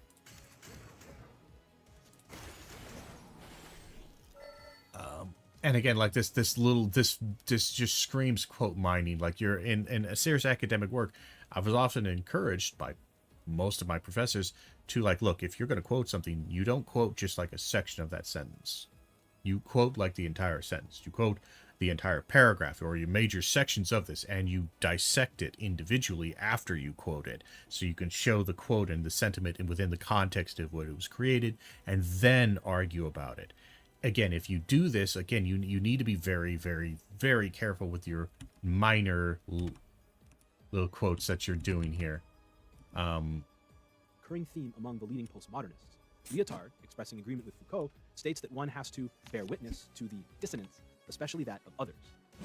Now, this is a very telling example of Hicks' citation style because he has selected a total of 3 words spread out over 3 pages of Lyotard's The Differend. The relevant text on page 13 is about philosophy in the face of its adversaries, economics and academics. And the task of philosophy is to create a philosophy of politics apart from intellectuals and politicians. We must bear witness to the differend. Hicks has also translated differend to dissonance for some reason, even though... Now, okay, let's look at that actually right here. So in the context, to defend and illustrate philosophy in its differend with its 2 adversaries. On its outside, the genre of economic discourse, exchange capital. On the inside, the genre of academic discourse, mastery. By showing that the linking of one phrase into another is problematic and that this problem is the problem of politics, to set up a philosophical politics apart from the politics of intellectuals and of politicians, to bear witness to their differend. So, what does that mean? So, to fuse a prejudice anchored in to defend and illustrate philosophy and its differend with two adversaries. On the outside, the genre is economic and the genre academic discourse. So philosophy and its two adversaries. We have the economic discourse and the academic discourse. We must bear witness to the differend. Hicks has also translated differend to dissonance. Notice that again, that's not necessarily talking about the suffering of others. For some reason, even though Leotard uses dissonance elsewhere in the text, so they don't mean the same thing. The differend, the subject of the book, is, according to Leotard, the unstable state and instant of language wherein something which must be able to be put into phrases cannot yet be. Pages 140 to 141 occur in the context of a chapter about Leotard's conception. So again, basically it's just talking about the point of philosophy or the importance of philosophy in this case, or understanding this analysis is to understand the inarticulable aspects of some philosophical natures here, and how some are not incongruent with others, and we need to be aware of this difference. That guy gives me money. I would like do the sub boss first. Genre, how he differentiates types of language games. And in the section where the words Hicks quotes appear, on page 141, Leotard is talking about politics being deployed as a genre, which results in misunderstandings because politics is not really a genre, but a combination of genres. Yeah. So again, politics, genre, again, what gives rise to misunderstandings because it takes place in genre. This genre varies according to the nature of authorization inscribed and normative prefix. The names invoked, the wise, NOS 1 4 55, blah blah, determine the genre's myth as deliberate consciousness, consensus as divine right. Again, there's too many different linguistic traditions, myths, and whatnot being employed and developed within the idea of politics.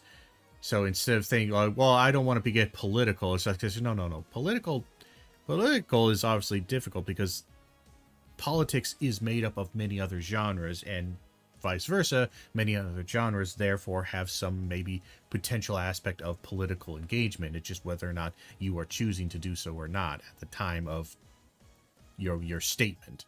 The bearing witness is to the nothingness produced by each new Leotardian phrase. None of these citations mention suffering, nor comes close to talking about supporting marginalized individuals or groups, as they are about the constitution of language. So one must wonder why Hicks chose to cite these pages, and not others, which demonstrates Leotard making the claim Hicks ascribes to him. Leotard's The Postmodern Condition, a report on knowledge, is arguably the singular reason that postmodern theorists have come to be named so, as this work popularized the association of the term in the discourses of theory. Out of the other members of Hicks' vanguard, Leotard is the only one who unambiguously adopted the postmodernist label. Hicks lists the postmodern... That's another interesting thing about postmodernism that most people don't realize is the vast majority of postmodernists didn't really call themselves postmodernists when they were examining the postmodern condition, in a sense. They weren't really calling themselves postmodernists or identifying with it. They're more examining the state of things as they see it, less almost benefit from combo. Let's just do that. Get all the magic wands up, who cares? It's not the best one we could have done, bud. And let's do the boss. condition in his sources, but he never cites from it. He does, however, talk directly about a crisis of epistemology and provides responses from Heidegger, Foucault, Derrida, and Rorty, and later, on page 83, lists three emergent but brutal postmodern social worlds, following arguments from Foucault, Derrida, and Rorty. So why did he ignore the singular figure of his postmodern vanguard, the one who wrote a seminal text on the state of knowledge in postmodernity, in this account? Why, in fact, does Hicks never mention anything about postmodernity, about the particular kind of material or epistemic conditions which developed in the late 20th century that prompted Leotard to write the postmodern condition in the first place? It is very strange that Leotard's defining characteristic of postmodernity, incredulity towards meta-narratives, appears nowhere in this text. Well, this is because such a framing of postmodernism is in dispute with Hicks' conspiratorial model, as it provides an alternative reasoning for the emergence of postmodern theory. Lyotard's conception most notably reinforces a rejection of the narrative function of Marxism, as Marx and Engels' model of the inevitable proletarian revolution was precisely one of the meta-narratives which Lyotard was skeptical about. While Lyotard has the distinction of being the most marginalized of Hicks' vanguard, he also comes off somewhat better than the remaining members. If Lyotard's marginalization is understood to be odd, then the treatment of Derrida is downright baffling. Deconstruction, as I noted earlier, is what Hicks considers the chief intellectual strategy through which postmodern theorists have been able to assail reason and reality. Derrida is the figure who popularized and disseminated deconstruction throughout the academy, so you would assume that he'd rank higher in citations and attribution, but you'd be wrong. Derrida is cited 5 times in the text, 2 of which are the same quotation. Now, this repeated quote is interesting, because unlike Lyotard, Hicks does actually cite Derrida talking about deconstruction. The quote appears on page 5, and again on page 186. Deconstruction never had meaning or interest, at least in my eyes, than as a radicalization, that is to say, also within the tradition of a certain Marxism, and a certain spirit of Marxism. In Hicks' signature citational style, he has conveniently removed any and all context from this quote to fit his narrative. But then again, that requires actually reading the text in question. You see, Hicks lists 2 sources for this quote. One is Derrida, in 1995, a text called Moscow aller-retour, usually translated into English as Back from Moscow in the USSR, but you will note that he does not provide a page number. Right next to it, however, is a second citation, Mark Lila's 1998 essay, The Politics of Jacques Derrida, which does have a page number. Curious. What's even more curious is that Moscow aller-retour has never been translated into English, yet here we have Hicks supposedly quoting directly from it. Well, as it turns out, he's done no such thing and has displayed no indication that he's actually read the book. This is because Hicks directly lifted the quote from Lila, saw Lila had attributed it to Back from Moscow, and simply included it in his bibliography. The problem is that Lila made a mistake. This nostalgic note is struck time and again in specters of Marx and Moscow aller-retour, which deserve permanent places in the crowded pantheon of bizarre Marxist apologetics. In the latter book, Derrida declares that deconstruction never had meaning or interest, at least in my eyes, than as a radicalization, that is to say, also within the tradition of a certain Marxism, and a certain spirit of Marxism. Lila meant to write that this quote is from Derrida's Spectres of Marx, page 115 to be precise, not Back from Moscow, but mixed up the order of the book in his essay. It's an easy enough mistake to make. But it's not like Hicks also listed specters in his bibliography or listed any citations from it. Oops. Yeah. Again, it's just lazy academic here. And again, the big thing here is, again, it's just, the quote mining is insane here. Oops. I mean, Hicks' citation is from page 14, so maybe he just didn't get far enough into it to catch the mistake. So then, where does that leave us? Well, our sources from Derrida are now down from 3 to 2.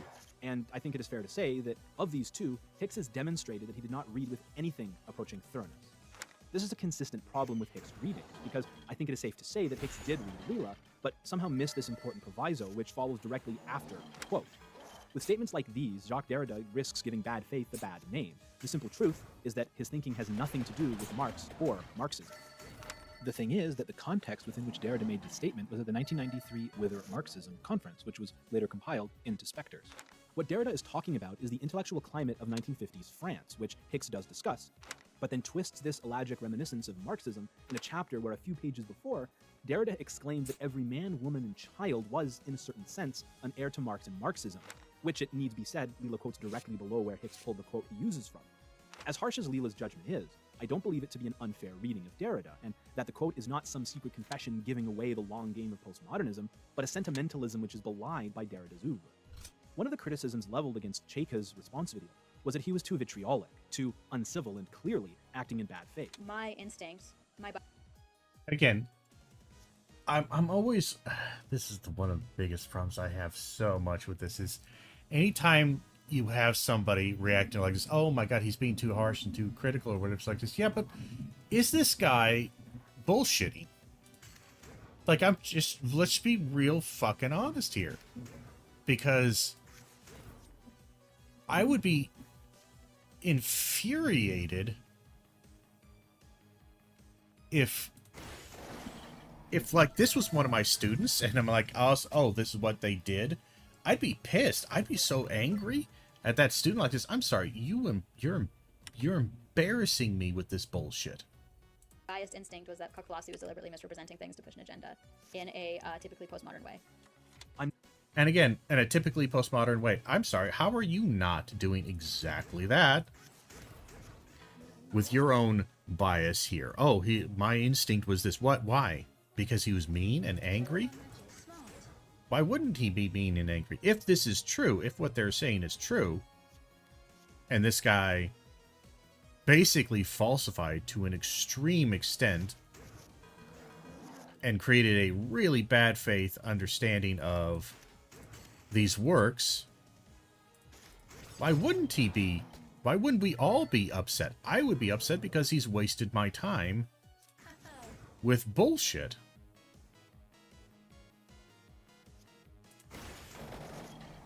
I'd be furious in that regard. Double damage, we will put that on another Peachone, because Peachone is very strong always. Not sure then what level of faith one needs to operate on to make the kinds of claims Hicks does, while having read so little of the figures he's using to construct his hypothesis. Maybe Hicks will have better luck with Rorty. Rorty is the odd man out in many ways. He's not French, he was never a Marxist or socialist of any kind, and emerged from the analytic side of the philosophical divide. This lack of a connection to socialist bona fides doesn't stop Hicks from calling Rorty a member of the far left, nor from trying to shoehorn him into his conspiratorial model by mentioning that Rorty's parents were employed by, and Rorty himself was a fan of, Union leader A. Philip Randolph. On the other hand, Rorty does have a reputation for making deliberately provocative statements and being comfortable, if isolated, in the maelstrom. I would argue that it is this reputation which resulted in Rorty being the second most called upon member of the Vanguard, cited 14 times from among 7 direct sources. Rorty has also made much more explicit overtures to occupying an anti-realist position than the other members of Hicks' Vanguard. So let us turn to page 176. Hicks is comparing the modernist versus postmodernist approach to language. For the postmodernist, language cannot be cognitive because it does not connect to reality, whether to an external nature or an underlying self. Language is not about being aware of the world or about distinguishing the true from the false, or even about argument in the traditional sense of validity, soundness, and probability. Accordingly, postmodernism recasts the nature of rhetoric. Rhetoric is persuasion in the absence of cognition. And then to justify the statement, Hicks cites Rorty on page 177. That's... Justify the statement. So, for postmodernist, language cannot be cognitive because it does not connect to reality, whether to an external nature and any underlying sense of self or underlying self. Language is not about being aware of the world, about distinguishing true from false, or even about argument in traditional sense of validity, soundness, or probability. Again, it's not that postmodernism says that.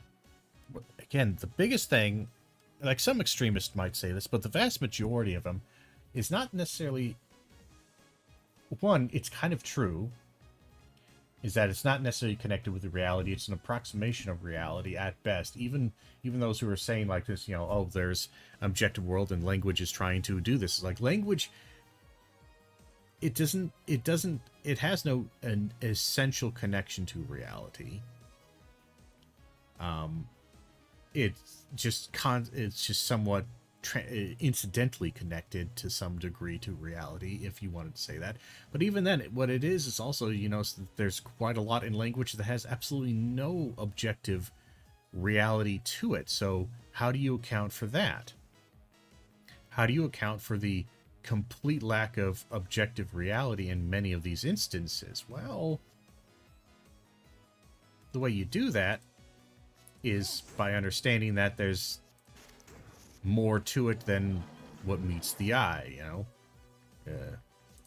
Autobots assemble and all that bullshit. It is done. You know, just kill these guys. I'm tired of them being existing. I really don't want... I want to get rid of some of these cards. I have way too many cards in my hand. Hicks cites Rorty on page 177. Richard Rorty makes this point clear in his essay, The Contingency of Language. The failure of the realist position, Rorty argues, has contingency of language. Richard Rorty makes this point clear in page 177. And then to justify the statement, Hicks cites Rorty on page 177. Richard Rorty makes this point clear in his essay, The Contingency of Language. The failure of the realist position, Rorty argues, has shown that the world does not tell us what language games to play, and that human languages are human creations. One of the realizations that begins to... Again, like you read those statements, language, like even just with those quotes, you're kind of like, well, hold on, like that doesn't really explicitly say that. It just kind of, it feels like that statement is somewhat like of an analogy or some kind of creative device in a longer piece. The world does not tell us what language games to play. Rather, the games exploring out, not necessarily from an active desire to tell, but rather from a experiential nature of the interaction between the cognitive and non-cognitive objective world. Like, you could absolutely see, like, okay, that's where that statement could go for. Human languages are human creations. Okay, that right there. Human language are human creations. Yes, humans create languages, but that doesn't necessarily mean that. Again, this could go either way. Rory could be saying this, but these quotes do not back this human up. creations. One of the realizations that begins to emerge as you compare Hicks' citations with the works he is citing is that he is simply incapable of presenting anything approaching an accurate sense of the author's words. In this instance, Hicks has taken a quote from page 6 and placed it before another quote from pages 4 to 5. Why does he do this? This is the full paragraph that Hicks has pulled the human languages or human creations quote from. See if you can spot where he misses the mark. We need to make a distinction between the claim that the world is out there and the claim that truth is out there. To say that the world is out there, that it is not our creation, is to say, with common sense, that most things in space and time are the effects of causes which do not include human mental states. To say that. So again, we need to make a distinction between the claim that the world is out there and the claim that truth is out there. Okay. To say that the world is out there, that it is not our creation, is to say with common sense that most things in space and time are the effects of causes which do not include human mental states. This is not an anti-objective reality statement at all, or even just some kind of everything's just made up and we can do however we want. This is absolutely just pointing out the necessary conditions of these two different statements. One statement is about the world being out there, and one statement is truth being out there. Again, conflating the world and objective existence of the world and the idea of an objective truth out there. Again, these things may have some overlap, but they're not a solid circle. There is clear, necessary distinction that needs to be made, because we can say something is true that has nothing to do with objective existence or some kind of states that are outside of human cognition. The truth is not out there is simply to say that where there are no sentences, there is. Yeah, so to say that truth is not out there is to simply say that where there are no sentences, there is no truth. That sentences are elements of human language, and human languages are human creations. So again, truth, in this case, how he's defining truth or making that, is truth is how we speak and communicate reality to ourselves and other things. And again, that is based in human communication, human created languages. And in that sense, if you were saying that truth, as we say that, isn't really out there because it's all created through our language. That's again, this isn't a denial of objective reality or what you might call objective truth. It's merely saying that our languages and our sentences, the way we communicate, are not that. They are approximations of that, at best. No truth. That sentences are elements of human languages, and that human languages are human creations. And this is the paragraph which follows immediately afterwards. Truth cannot be out there, cannot exist independently of the human mind, because sentences cannot so exist, or be out there. The world is out there, but the descriptions of the world are not. Only descriptions of the world can be true or false. The world on its own, unaided by the describing activities of human beings, cannot. So Rorty accepts that you can speak about claims and evaluate their truth or falsity, but only that this necessarily occurs within the confines of human language. Yeah. You can talk about truth and reality, but again, it's going to be couched within a thing that does not itself have reality in it. Postulate the values of true and false outside of language make no sense. If we then turn to the part of the quote from page 6, once again, presented in its totality. The world does not speak, only we do. The world can, once we have programmed ourselves with language, cause us to hold beliefs, but it cannot propose a language for us to speak. Only other human beings can do that. The realization that the world does not tell us what language games to play should not, however, lead us to say that a decision about which to play is arbitrary, nor to say that it is the expression of something deep within us. Ah, again, our decision, again. Let's look at this again. The world can, once we have programmed ourselves with a language, cause us to hold beliefs, but it cannot propose a language for us to speak. Only other human beings can do that. The realization that the world does not tell us what language games to play should not, however, lead us to a decision about which to play is arbitrary, nor is say that the expression of something deep within us. Again, what we're saying here is the world doesn't speak, only we do. The world can, once we have programmed ourselves with a language we've created to approximate or to explain to ourselves about the world, the objective thing can cause us to have a belief. Object causes a subjective response. It cannot propose a language. Nothing about the objective reality tells us to say rock when we're speaking of rock, rather than tree when we're speaking of what we understand in our language now as rock. There's nothing that dictated this. And also, there's nothing necessarily from a morality, to a lesser extent, morality extent. Again, the realization that the world does not tell us what language games to play should not lead us to the decision about which games is arbitrary. That the decision to play the games is arbitrary, or how the games are shaped out. The games are shaped to some degree by the objective reality. It's more, but again, the game itself is not. It's always not. It's kind of like, okay, this is like, again, if it's raining outside, you don't play baseball, you play video games. It's just, if it's sunny outside, you play baseball and not video games. But nothing about sunny or nothing about rain necessarily is games or baseball or any of those acts. It's just our choice is not arbitrary. The moral is not the objective criteria for choice of vocabulary, are to be replaced with subjective criteria.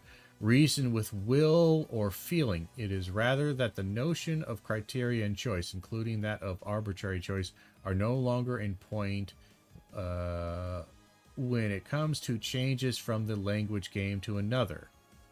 Europe did not decide to accept the idiom of romantic poetry, or of socialist politics, or of Galilean mechanics. The sort of shift was no more an act of will than it was the result of argument. Rather, Europe gradually lost the ability to use certain words and gradually acquired the habit of using others. So again, it did not decide. There was no universal decision here. It's just kind of an amalgamation of smaller choices, if you will. The moral is not that objective criteria for choice of vocabulary are to be replaced with subjective criteria, reason with will or feeling. It is rather that the notions of criteria and choice, including that of arbitrary choice, are no longer in point when it comes to change from one language game to another. Europe did not decide to accept the idiom of romantic poetry, or of socialist politics, or of Galilean mechanics. That sort of shift was no more an act of will than it was a result of argument. Rather, Europe gradually lost the habit of using certain words and gradually acquired the habit of using others. So once again, Hicks is quoted from within the sentence, no ellipses to indicate this, of course, which changes the context of the quote. Seeing that Hicks' central argument is about the postmodernist rejection of objective reason for subjective feeling, it is embarrassing to have such a position contradicted immediately following your quote proving the case. The reason Hicks continues to do this throughout the text is that he never takes the time to present the arguments of the postmodern theorists in anything except caricature. Because if you present an argument your readers can engage with, they may actually choose to do so, and may then arrive at a different conclusion than the one presented. In this case, Hicks claimed that postmodernists reject the very possibility of cognition, but Rorty clearly states that observations of the world can cause us to hold beliefs. Hicks, rather than presenting Rorty's full argument, chops it into small pieces and reconstitutes it to prove his own position. Again, calling this bad faith implies that there was the possibility of honesty to begin with. So let's finish up with Hicks' definitive postmodern theory. Foucault appears in the text almost twice as frequently as Rorty, over 2 times as often as Derrida, and 4 times that of Lyotard. To say that Foucault occupies the position of leader of the vanguard in Hicks' accounting of the development of postmodern theory would be an understatement. But then again, considering just how massive Foucault's academic footprint is, this is an understandable choice. The problem with Hicks' account of Foucault, unfortunately, becomes apparent when you consider how two-dimensional Hicks' representation of his thoughts are. Rather than examining Foucault throughout his career with the significant shifts between his early, middle, and later works, Hicks instead focuses on a handful of statements to present an image of Foucault which is remarkably static. Yet it is once again in service to Hicks' narrative, his caricature of these postmodern theorists as manipulative, ultimately Machiavellian political actors, that Hicks reveals his own manipulations. Every accusation is a confession. Take, for example, this section from page 187. In adopting this rhetorical strategy, do you really need to believe that everything is a matter of opinion or merely semantics? No, you do not. You can believe absolutely that you are right about the politics, and you can know that all you want to do is to use words to get the guy off your back in a way that makes it seem like you have not lost the argument. To then demonstrate the shiftless nature of his postmodern opponents, Hicks then invokes Foucault. This rhetorical strategy also works at the level of intellectual movements. Foucault has identified the strategy explicitly and clearly. Discourses are tactile elements, or blocks, operating in the field of force relations. There can exist different and even contradictory discourses within the same strategy. Lacking any content whatsoever, you'd be forgiven for believing that Foucault was in fact providing a lesson on rhetorical strategy for arguing the case for postmodern theory. Would you then be surprised that Foucault is, in fact, writing about how discourse itself functions as a means to establish knowledge? I'm gonna be honest, at this point, you shouldn't be. The quote comes from pages 101 to 102 of Chapter 2 of the fourth part of Volume 1 of The History of Sexuality. Chapter 2, Method, first outlines Foucault's model for how power functions, and then relating to the issue of truth and sexuality, why power needs to establish a knowledge of sexuality at all. Foucault then advances 4 rules to follow to answer this question, and Hicks has pulled this quote from the fourth and final of Foucault's prescriptions. Rule 4 is titled Rule of the Tactical Polyvalence of Discourse, and outlines how power and knowledge are joined together in discourse. To be more precise, we must not imagine a world of discourse divided between accepted discourse and excluded discourse, or between the dominant discourse and the dominated one, but as a multiplicity of discursive elements that can come into play in various strategies. So, according to this work that Hicks cited, just one page back, at the start of the section the quote is from, Foucault is advocating that reducing power relations to a binary between dominant and dominated is mistaken? To a binary, according to this work that Hicks... We must not imagine a world of discourse divided between accepted discourse and excluded discourse, or between dominant discourse and non-dominant one, but as a multiplicity of discourse elements that can come into play at various states. Again, this is again the great lie that everybody who's postmodernists, all postmodernists are evil, blah, that they tell you all the time. This is the lie that's implicit in all of their work. Is they keep telling you that, oh, they were all about just, saying anything goes, silliness, bullshit like that. It's like, no, that's not at all what they were saying. That's not at all what they were engaged with to any degree, shape, or form. Rather, what they were saying is, again, just because they're looking at one particular discourse does not mean that other ones exist at the same time that are contradictory to that. Just because they're looking at the discourse of power in the sense of there's an oppressed, how the oppressed is oppressed by the oppressor, that doesn't mean that it's necessarily a binary all the time. Cited just one page back, at the start of the section the quote is from, Foucault is advocating that reducing power relations to a binary between dominant and dominated is mistaken? But wasn't this binary the entire foundation upon which Hicks has built his conspiratorial model? The switching out... Yes, it is entirely... That's entirely what his model is based on. Regrettably. And he gets a lot of support for it.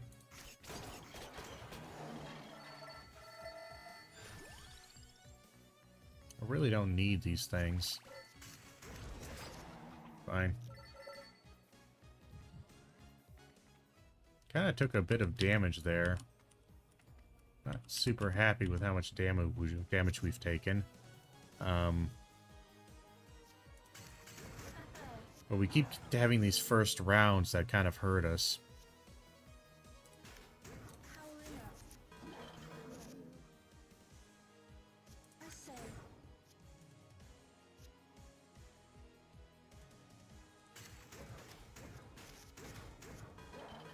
Whatever, tons of armor. Oh, this is annoying. Again, just getting really bad pulls here.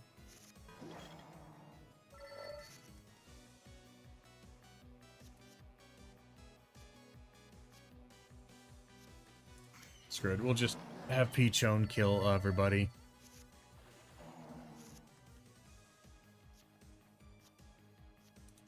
Smart.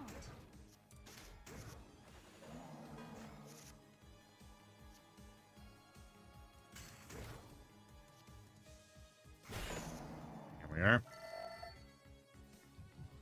All right, level 72. We're quite high at this point. Alright, let's grab something. Hits twice as hard. So we now have 2 Peachones that have 4-time damage, or actually more than that, but that's alright. Yeah, let's wait.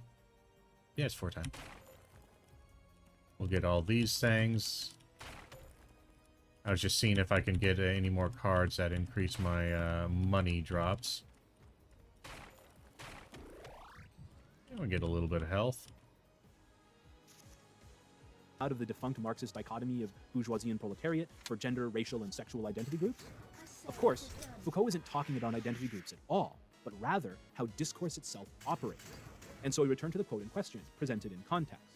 Apologies, it is long, but necessary to show just how much Hicks has distorted what Foucault was addressing. There is no question that the appearance in 19th century psychiatry, jurisprudence, and literature of a whole series of discourses on the species and subspecies of homosexuality, inversion, pederasty, and psychic hermaphrodism made possible a strong advance of social controls into this area of perversity. But it also made possible the formation of a reverse discourse. Homosexuality began to speak in its own behalf, to demand that its legitimacy, or naturality, be acknowledged, often in the same vocabulary, using the same categories by which it was medically disqualified. There is not, on one side, a discourse of power, and opposite it, another discourse that runs counter to it. Discourses are tactical elements, or blocks operating in the field of force relations. So again, notice how in the context this is clearly different. Again, there is no... Again, the discourse of the oppressor actually creates, to some degree, a discourse of the oppressed, and they are both kind of linked to each other. They are not necessarily distinct, and there is not on one side discourse of power and the other one discourse runs counter to it. Again, this power, this discourses are tactical elements blocking the force of relations. There can exist different and even contradictory courses within the same strategy. So the strategy of one discourse, the discourse of those who are trying to say homosexuality is bad, blah blah blah, that discourse, in many ways part of that same strategy, that discourse will also have elements that are pro-homosexuality, to put it in a kind of awkward way. We'll just have Peachone take care of some stuff here. Can exist different and even contradictory discourses within the same strategy. They can, on the contrary, circulate without changing their form from one strategy to another, opposing strategy. We must not expect the discourses on sex to tell us, above all, what strategy they derive from, or what moral divisions they accompany, or what ideology, dominant or dominated, they represent.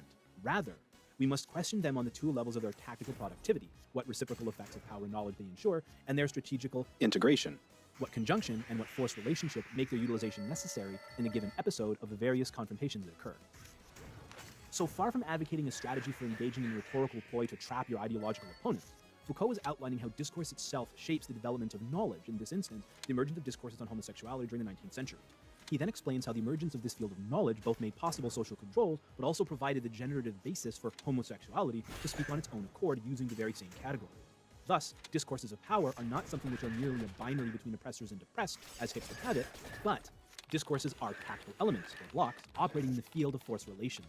There can exist different and even contradictory discourses within the same strategy. Suffice it to say that Hicks latches onto the presence of the words discourses, tactical, and strategy to elicit a specific reaction in the reader, given how he has framed the inclusion of Foucault's quote in his wider point about the duplicitous nature of postmodern rhetorical strategy. What Hicks has revealed about his own writing, his unique rhetorical strategy, is that he is in no way opposed to the deliberate manipulation of source material to argue whatever point he feels he must. Throughout this section, I have asked a number of what are ultimately rhetorical questions. Why did Hicks not talk about this work he listed? Why did Hicks not confirm this citation? Why does Hicks ignore evidence which directly contradicts the statements he just made? Why is Hicks incapable of accurately presenting any of these theorists? With these questions in mind, I think I can make my first hypothesis about explaining postmodernism. Explaining postmodernism emerged out of Hicks' careless scholarship, itself owing to his utter contempt for the subject he purports to be explaining. And so I ask this question. If this is the caliber of argument that Hicks has chosen to rely on to make his case, if this is the level of academic rigor Hicks is willing to expend in pursuit of his own ideological project, if this is what has been left in Hicks' account of postmodernism, then what has he left out? Yeah, where's Baudrillard? You got Lyotard in there, but where the hell's Baudrillard? He's not there. I've covered who Hicks considers as the most significant figures in the development of postmodern theory, but let's consider for a moment another candidate. One who, unlike the four figures Hicks centers his arguments on, unambiguously fits his criteria. Let's talk about Jean Baudrillard. Marxist, the three earliest of Baudrillard's published works, The System of Objects, The Consumer Society, and For a Critique of the Political Economy of the Sign, are all heavily influenced and dependent on Marxist theory. A clear anti-realist position, Baudrillard has published several texts on the subject of anti-realism, including Simulacra and Simulation, The Gulf War Did Not Take Place, and The Perfect Crime, a book about the literal murder of reality. He came of age in France during the right time. Baudrillard was born in Rennes, northern France, on the 27th of July, 1929. Baudrillard was a contemporary of Derrida, Foucault, and Lyotard. Baudrillard was heavily influenced by the works of Michel Foucault. Wrote about postmodernism. Baudrillard has been called, among other things, the high priest of postmodernism. Advocated nihilism. Baudrillard wrote an essay called On Nihilism, where he declares in no uncertain terms that he is a nihilist. Baudrillard, then, in all the ways which matter to Hicks, fits into the postmodern vanguard better than the other members of this group. So why then was Baudrillard totally absent from Hicks' account? My assumption is that Hicks would argue that Baudrillard does not have the same academic footprint as other members of the vanguard, and at least as far as Foucault, with 1,351,372, and Derrida, 396,892 citations, go, that's certainly true. But if we're comparing Baudrillard to Lyotard or Rorty, then Yeah, Baudrillard's easily as big. Like, again, you brought up, okay, the first two big ones, sure, they get brought up a lot, but they're more linguistics or power relation stuff. They're not necessarily postmodernist in that sense of arrogance that you want to talk about or thing that you hate. And so it's just kind of weird. the picture becomes more equitable. According to the author's profile page on Google Scholar, Baudrillard is presently sitting at 199,318 citations. Lyotard, by contrast, has only 129,852, and Rorty, well, he doesn't have a Google Scholar profile, so we'll have to look at individual works. His most cited work is Philosophy in the Mirror of Nature, sitting at 1,781 citations, whereas Baudrillard's most cited work, Simulacra and Simulation, is sitting at 23,762. So I think a reasonable case could be made that Baudrillard has as large, if not slightly larger, academic footprint when compared to both Lyotard and Rorty. So, again, why is he not doing this? I'll tell you right now, he's not going to do this because, again, one, I don't think he understands Baudrillard. Two, he doesn't understand postmodernism, as quite clear. The Stephen Hicks guy. And three, Baudrillard's going to eat him alive for breakfast. These numbers should also reinforce just how strange Hicks' decision to heavily cite Rorty over Derrida is. There are some other reasons, of course, and that I'm sure any viewers familiar with Baudrillard are aware of. Baudrillard's early works were heavily influenced by Marxism, but his fourth text, The Mirror of Production, was an overt criticism of Marx and Marxism, far more overt than anything published by Derrida or Foucault. Baudrillard was influenced by Foucault, but he also published a text which was received as a scathing critique of the thinker, Forget Foucault, which elided such responses from the otherwise affable Gilles Deleuze as to call Baudrillard the shame of the profession. Baudrillard was also heavily influenced by and influential in the development of post-structuralism, and while it may be argued that some of his earlier works were deconstructive, his work post-Forget Foucault had moved well beyond deconstruction. And, perhaps, most fundamental of all, Baudrillard's self-identification as a postmodernist has been at best ambivalent, and at worst, well, in an interview with Truls Lai in 2000, Baudrillard stated, "To me, a nihilism is a good thing. I am a nihilist, not a postmodernist." Now, this may all seem clearly disqualifying if you are an author who is constructing an argument about adherence to these theoretical positions, except the same kind of arguments can be made about at least three of Hicks' vanguard. Foucault and Derrida also took an ambivalent position on their membership as postmodernists. Rorty, on the other hand, has been critical of postmodernism and French theory in general. Lyotard, Yeah, Rorty's actually closer to kind of like a Marxist kind of thing or socialist Marxist kind of philosophy than postmodernist by a fair amount. as has been mentioned elsewhere, is the only one of Hicks' vanguard who consistently wrote about postmodernism. But then, Hicks had already marginalized Lyotard, so then it would be odd to exclude Baudrillard on these positions. No, I think a far more significant reason for Baudrillard's exclusion can be traced to Hicks' vague and fundamentally unsubstantiated explanations for what postmodern theory encompasses. This is because Baudrillard's writings on, let's call them the themes of postmodernity, are neither based in Foucauldian power relations nor in deconstruction. Rather, Baudrillard observes that there has been a sea change through the operations of signs, through hypermediation, the disappearance of the subject, and the ultimate erosion of the metaphysical principle of reality. The reality that has invented itself over recent centuries and which we have elevated into a principle is now dying. To wish to revive it at all costs as a reference or a moral value is a mistake, since the principle is dead. What we see now, behind the eclipse of the objective real, is the rise of integral reality, of a virtual reality that rests on the deregulation of the very reality principle. Let us be clear about this. When we say reality has disappeared, the point is not that it has disappeared physically, but that it has disappeared metaphysically. Reality continues to exist. It is the principle that is dead. Because Baudrillard's approach is so heavily predicated on developments with signs and images refracted through post-war hypermediation, it would have been too difficult for Hicks to attempt to integrate him into his failed Marxism conspiracy theory.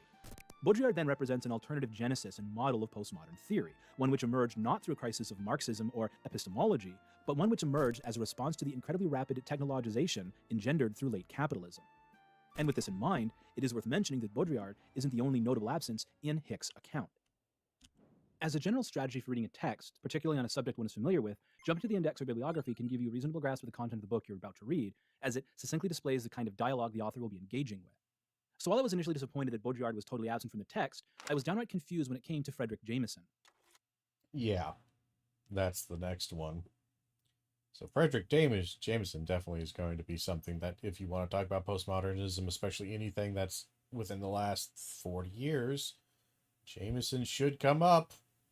Frederick Jameson. I didn't read a ton of Jameson, but I read some of it. And again, you want to understand and explain postmodernism, actually what it is, rather than some kind of, it's some cultural Marxist thing, despite the fact, like, okay, well, Baudrillard's could be a major figure in kind of developing a concept of postmodernism as most people would understand it, and the analysis and utility of it. So if that's going to happen, even though none of these guys really call themselves postmodernists, if that's going to happen, then it would seem to me the responsible thing would be...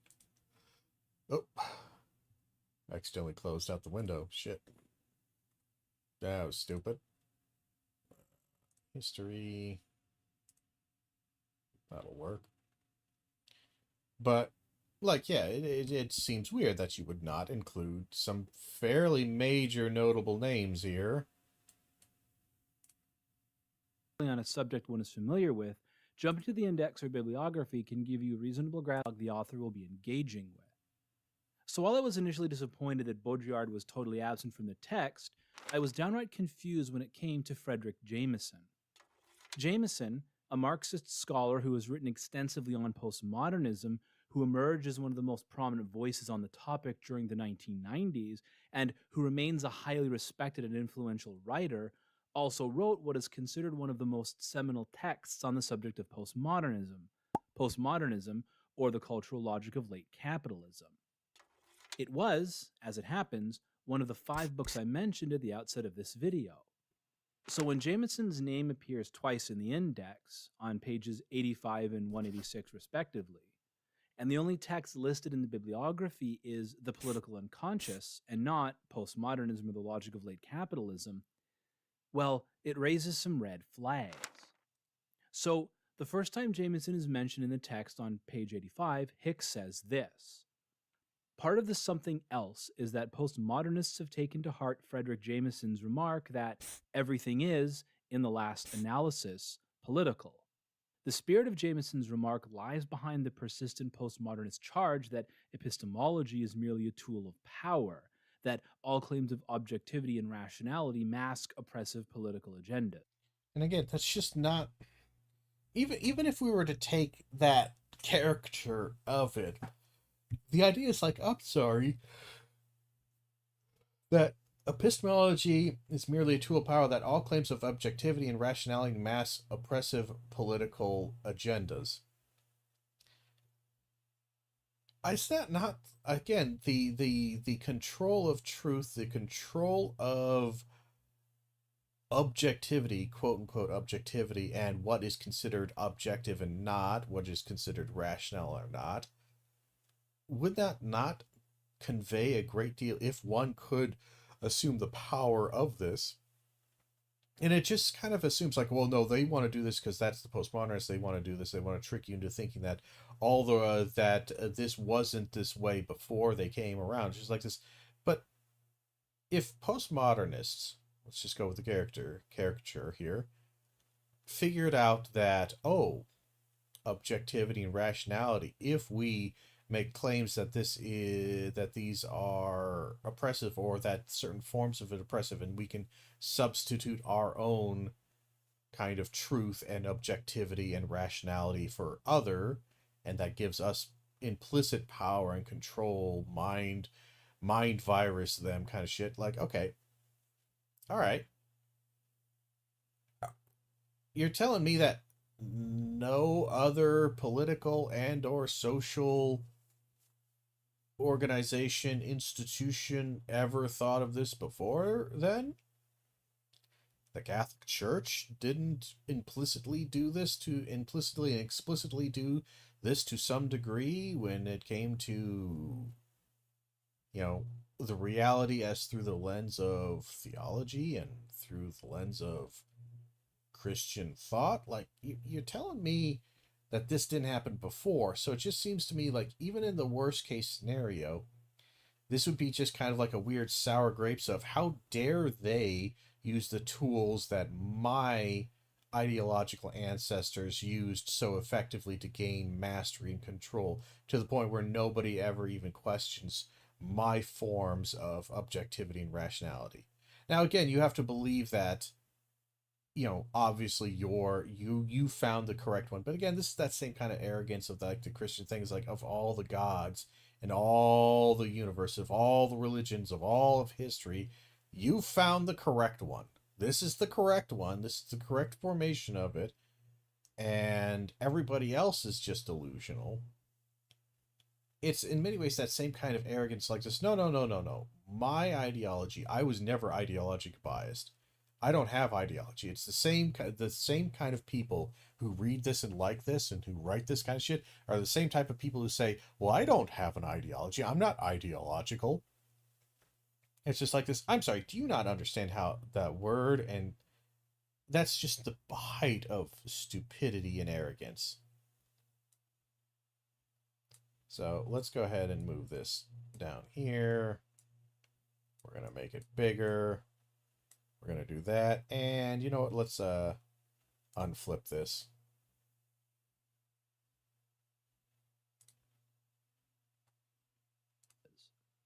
Why Hicks has chosen to invoke Jameson here is unclear, but perhaps the second reference will shine some light on his thought process.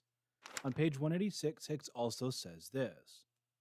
So let us try the second option, that postmodernism is first about politics and only secondly about relativistic epistemology. Frederick Jameson's oft-quoted line, everything is, in the last analysis, political, should then be given a strongly Machiavellian twist as a statement of willingness to use any weapon, rhetorical, epistemological, political. But why? Why should this automatically? First, positive, only second, it should be given a strong Machiavellian twist, a statement of willingness to use any weapon, rhetorical, epistemological, political, to achieve political ends. To achieve political ends. Oh, so it's the exact same quote as appeared earlier. But Yeah. at least it clearly shows why Hicks needed to invoke Jameson in these two instances, right? The political unconscious, narrative is a socially symbolic act, a text written by Jameson in 1982, is an examination of the ways existing narrative frameworks have already impacted the way a text is read. As Jameson notes in the preface, the political unconscious accordingly turns on the dynamics of the active interpretation and presupposes, as its organizational function, that we never really confront a text immediately, in all its freshness, as a thing in itself. So while Jameson does mention the postmodern occasionally through the text, it is always couched in terms of its relation as an emergent historic period, rather than as a coherent political or philosophical ideology. In fact, this book is not really about the postmodern at all. So let's turn to the quote Hicks is citing. It's from page 20 of the first chapter on interpretation. The quote Hicks uses concludes a paragraph wherein Jameson is discussing the lack of meaningful difference between a text understood as social or political and a text that is not. He concludes the paragraph thusly: the only effective liberation from such constraint begins with the recognition that there is nothing that is not social and historical. Indeed, that everything is, in the last analysis, political. Which is Well, let's read up to this point here. So between history of societal and the individual, which the tendational law of social life under capitalism maims our existence as individual subjects and paralyzes our thinking about time and change just as surely as it alienates us from our speech itself. To imagine that, sheltered from the omnipresence of history and the implacable influence of the social, there already exists a realm of freedom, whether it be that of the microscopic experiences of words in a text, or the ecstasies and intensities of various private religions, is only to strengthen the grip of necessity over such blind zones in which the individual subject seeks refuge in pursuit of a purely individual or merely psychological project of salvation. The only effective liberation from such constraints begins with the recognition that there's nothing that is not social or historical. Again, basically, it's just talking about kind of the impossibility of this idea that you just read without any social or historical kind of influence on you, i.e., ideology. The arrogance, the absolute insanity at its core to believe that somehow you can engage with something without it being infected by the ideology that you are clearly riddled with. Like, you are riddled with this in every single cell and pore of you to some degree. So the idea that, oh, no, this time, the way I'm engaging with it, I'm okay. I can be fine with this. And it's just like this. That's a hell of a fucking claim, and it's stupid.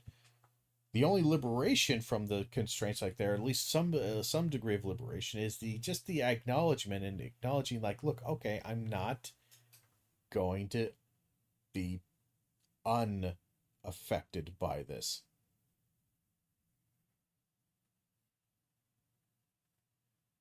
followed by this sentence, which ties the statements back into the topic of the book. The assertion of a political unconscious proposes that we undertake just such a final analysis and explore the multiple paths that lead to the unmasking of cultural artifacts in socially symbolic acts. So, Jameson here is speaking about interpreting texts, a hermeneutical approach to textual analysis. And so, how does this contextualize? And again, that's also not necessarily about reality, though this, again, can somewhat influence. But again, remember the core. Almost all postmodernists, whether they agree to call themselves postmodernists or not, are simply contributing to what we would consider this. They all have acknowledged repeatedly, as this video has shown, and there's dozens of citations on this one, that there is a reality that is an objective thing. The problem is that our discourse is in many ways limited and created by our language, which itself is created and constantly in flux. It's constantly subjective. It's constantly reframed and controlled to varying degrees. And again, it is responsive to our objective thing, but how we respond to that, there is no definitive, necessary reaction that comes from this. That tells us X is good, Y is bad, or anything like that. Rather, again, this is a very social discursive kind of thing, and it fluctuates a lot. That's kind of a core thing that you can take away. So if that's true, then understanding and acknowledging that it's going to be fluctuating, and it's not a static understanding and an objective understanding, is simply a necessary function when looking at communication language, especially when you're dealing with reading, text, narrative. which itself is another layer of fictional creation. Match up with Hicks' deployment of the quote. Hicks, in both instances, has a quite different understanding of this line, particularly when he claims that it should be understood to reflect a strongly Machiavellian twist, that postmodern theorists will deploy any and all intellectual weapons to achieve their political ends. Hicks' efforts to contort and twist a statement about the nature of interpreting cultural texts into the spirit undergirding the frightening strategies of the postmodernist political project is truly heroic. It's totally wrong, of course, but it should be beyond clear by this point that accurately and honestly representing the authors he uses to construct his arguments is very low on the list of Hicks' priorities. Rather, the inclusion of this text and this quote reveals something about Hicks' thought process, as we have already observed in the exclusion of Baudrillard. There is an aphorism about filmmaking which seems appropriate here. You should never show a better film inside your own, and here Hicks' choices are revealing. Jameson's postmodernism text is one of the most interesting and influential. It is generally, if you kind of want to understand at least some degree, kind of a semi-Marxist, but you actually want to understand postmodernism, like explaining postmodernism, and you wanted to connect it to some degree to kind of some Marxist perspective, you actually probably should just read Jameson's and get it, and rather than taking it as the gospel truth, take it as not necessarily lies or bad or good or whatever, just kind of like, this is to some degree an aspect or a major text of what these people might believe. Written on the topic. That it does not appear in the bibliography is, as I have said before, very strange. Why wouldn't you quote from Jameson's seminal text on the topic you are yourself writing about? Well, it speaks to two central aspects of Jameson's work. The first is that Jameson, as Baudrillard before him, provides an accounting of postmodernity which exists well outside the scope of Hicks' model. Jameson, as the title suggests, posits the emergence of the postmodern, or of postmodernity specifically, having occurred as a result of changes in material conditions and ideological developments in what he calls late capitalism, or more broadly, the neoliberal turn. Mendel's book Late Capitalism changed all that, and for the first time theorized a third stage of capitalism from a usably Marxist perspective. This is what made my own thoughts on postmodernism possible, and they are therefore to be understood as an attempt to theorize the specific logic of the cultural production of that third stage, and not as yet another disembodied culture critique or diagnosis of the spirit of the age. It's something I'll be discussing in greater detail at the conclusion of this video, but Hicks' explanation for the origins and purpose of postmodern theory emerging from the crises of Marxism.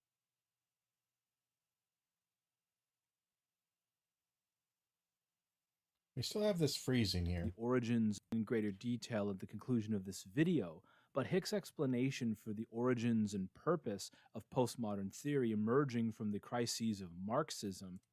Again, yeah, postmodern is merged just like, oh, the crisis. Again, not even close. Because also, here's the thing: is that maybe this is just me, but and my experience with these studies is there's a somewhat argument amongst especially the literary tradition that this whole idea that there was modernism then postmodernism is kind of not necessarily, the distinction is kind of odd, because a lot of the stuff that came pre postmodernism, like the modernist turn, which is going to be happening more closer to like the turn of the century in many ways, and especially like post World War One, and the philosophy that kind of precludes this, especially the writings of it in the literary tradition.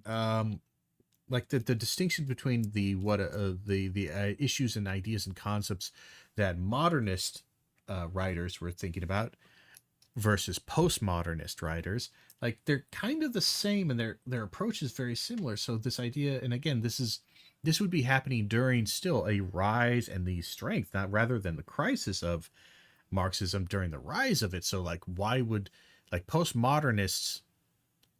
It basically, he's trying to say like, oh, this idea of deconstruction, blah blah blah. I was like, well, I mean, that kind of existed even before Derrida. It wasn't specifically philosophized out to that degree, you might say, but it was still very strongly in existence in the modernist trend. So how can you say that X came about because of conditions of Y when X existed before the conditions of Y? You know, that doesn't make any fucking sense. Is anathema to any alternative explanations. So, in this vein, it makes complete sense that Hicks would not cite from postmodernism, because doing so would undercut his own narrative. This then begs the question as to why you would include Jameson at all, since Hicks has effectively kept any generalized texts on postmodernism to an absolute minimum, the two Lyotard texts, only one of which is actually cited.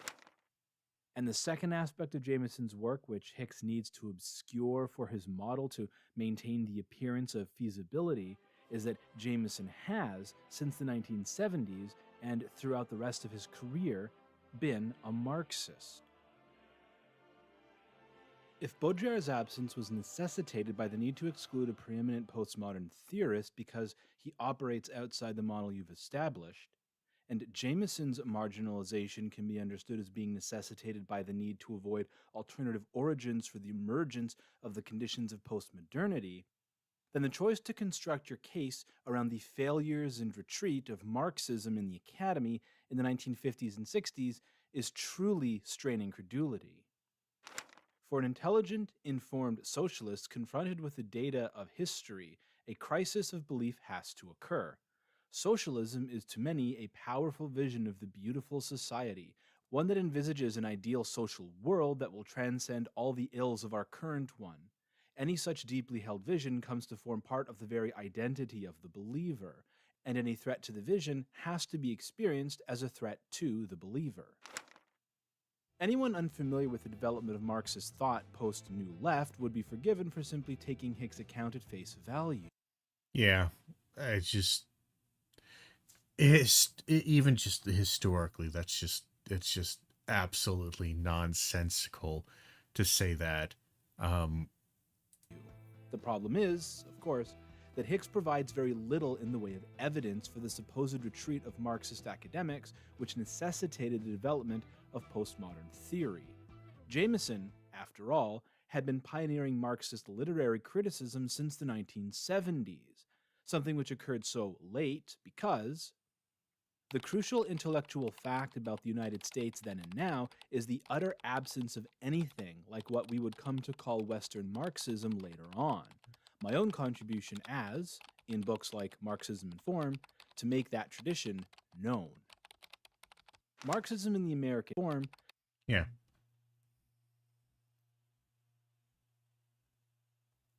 To make that tradition known. Marxism in the American campus, having been heavily censored by the state on anti-communist grounds during the 1950s and yeah, so it's sprung up here like history is gonna bite you in the ass. I'm kind of curious to see what this guy says. Early 1960s only really emerged through the developments of the New Left in the late 1960s and early 1970s. In fact, one of Jameson's earliest books, Marxism in Form, which was published in 1971, was his first foray into theorizing what would come to be known as postmodernism, albeit, at the time, he referred to it as New Modernism. So, this idea that Marxism, or academics committed to the socialist project, were persona non grata in the academy during the 1970s and 1980s, when postmodernism was in its ascendancy, is simply untrue. What's more, this purposeful absentia in Hicks' account also hides one of the...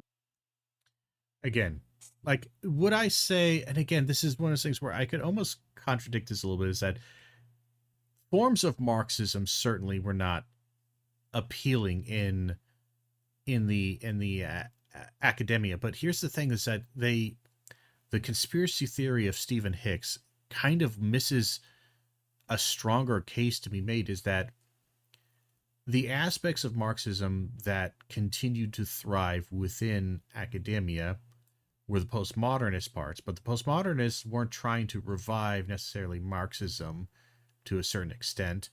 A lot of them that continue to exist were reviving a different project altogether that wasn't necessarily Marxist at all.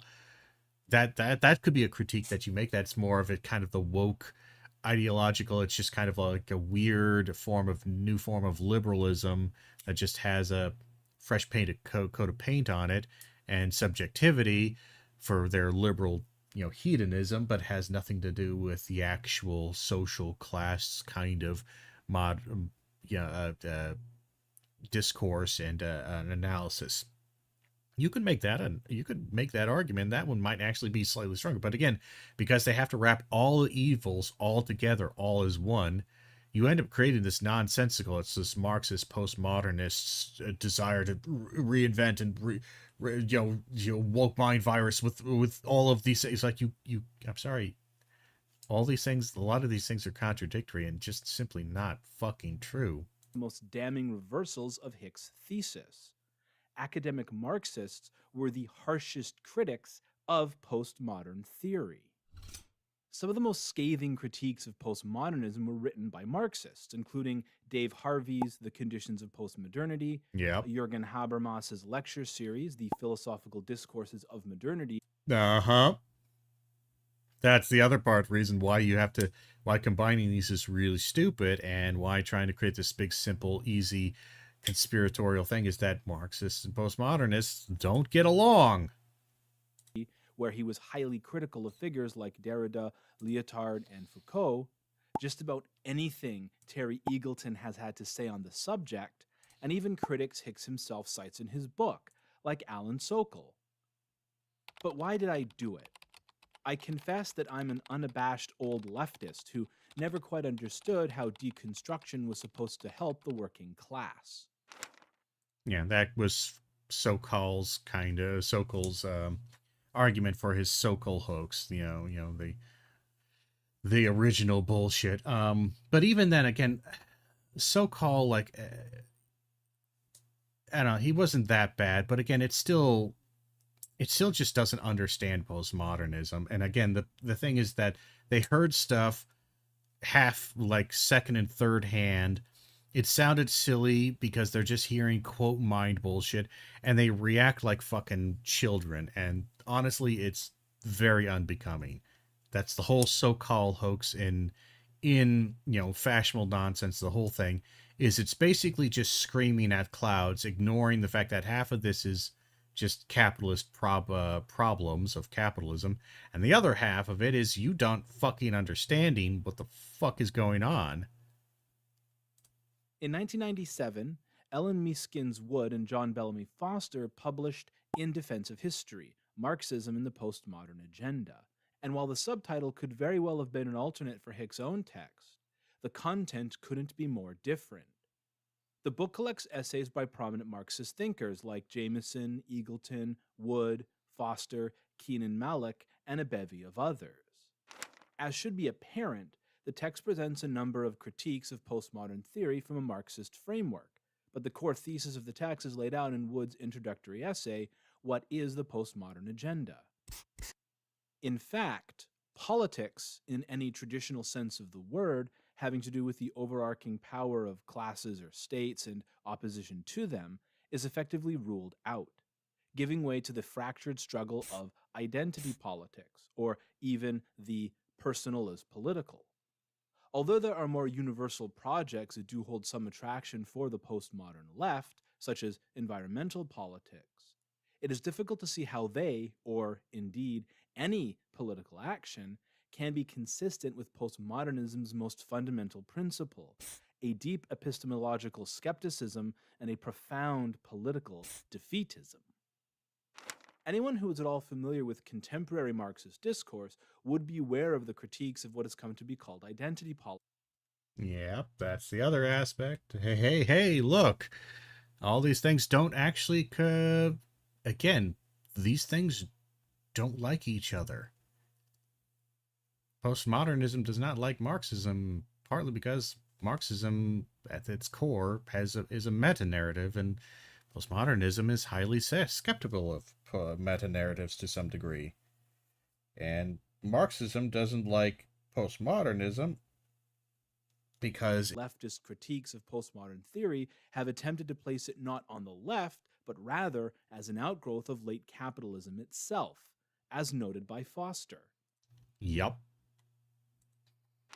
History, as centuries of struggle and indeed. Now, again, it's not to necessarily say that any of these critiques are right or more correct than that. What it's pointing out is you could write a book that is highly critical of postmodernism, that explains it and is critical of it.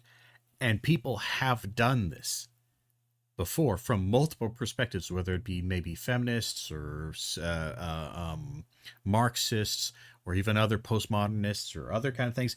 But Hicks didn't do that. What Hicks did was he wrote a polemic, propagandized piece of shit book and just published crap. That's Progress it. Suggest is more meaningful than that.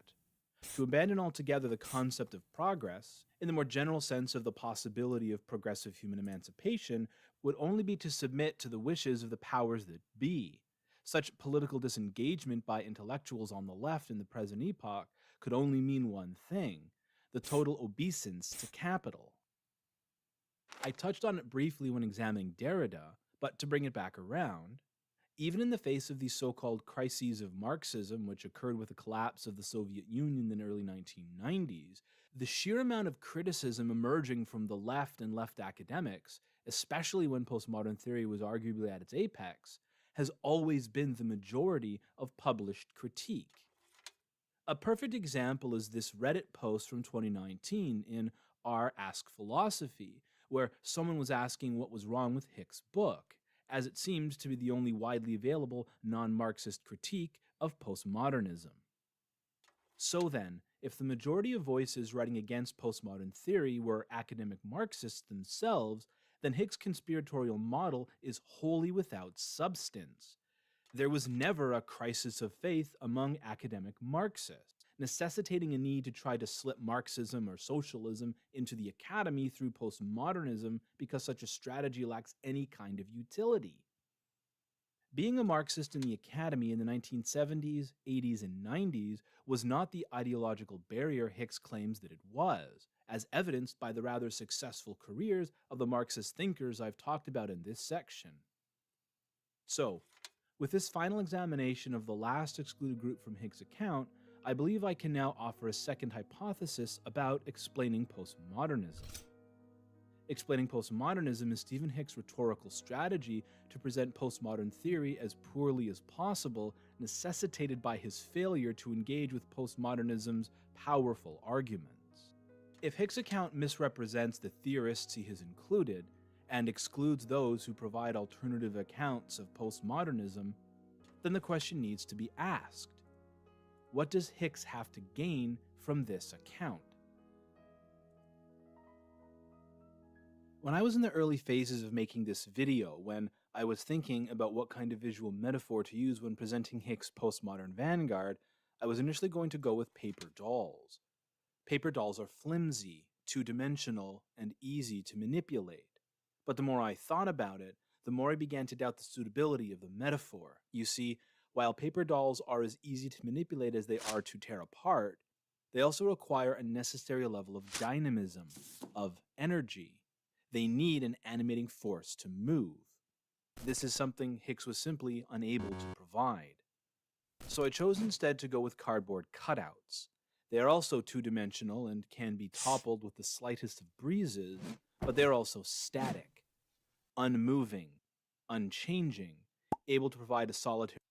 Again, good critique right there. It's a fun little visual metaphor, though. Again, the reason why you use cardboard cutouts also is because they're, aesthetically pleasing. But yeah, statement before being pushed over.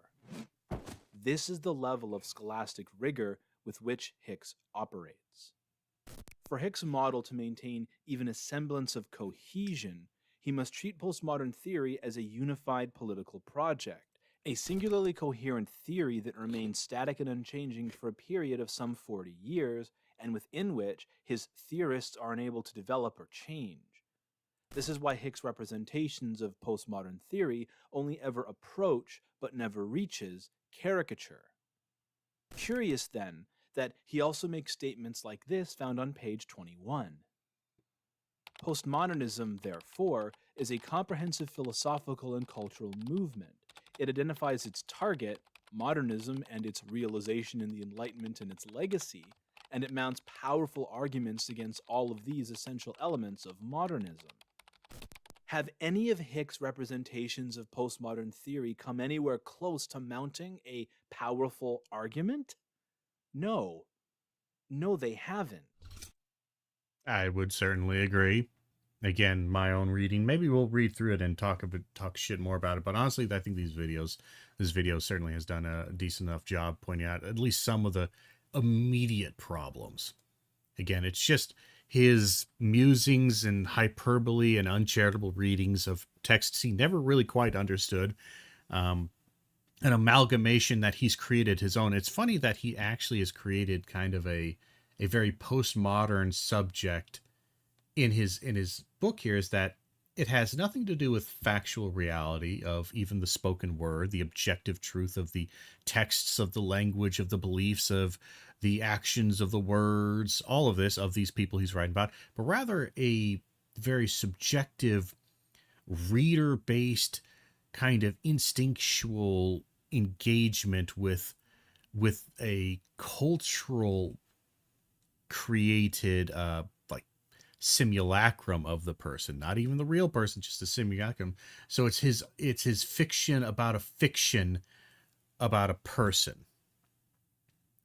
You know, it's his fictional understanding about a fictional presentation about a person who existed and things that actually were said and believed and written about and argued about.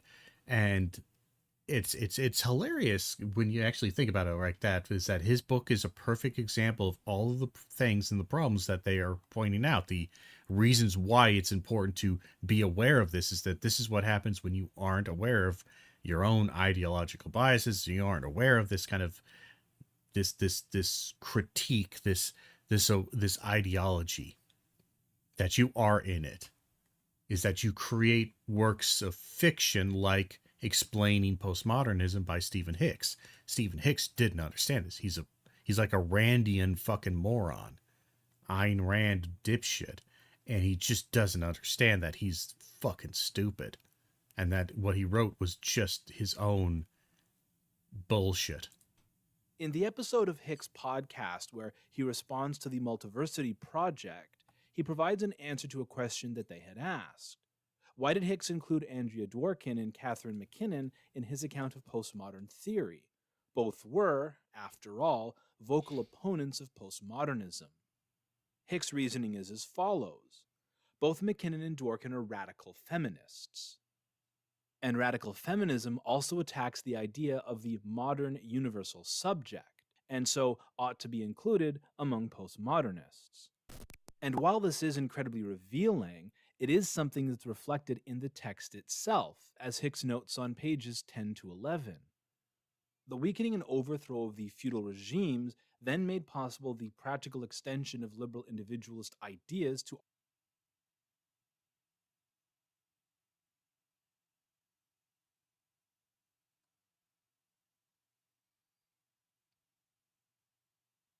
Come on. regimes then made possible the practical extension of liberal individualist ideas to all human beings. Racism and sexism are obvious affronts to individualism, and so had been increasingly on the defensive as the 18th century progressed. For the first time ever in history, societies were formed for the elimination of slavery. In America in 1780, Sorry, quality changed on me randomly. Internet seems to be a little bit rough, but that's okay.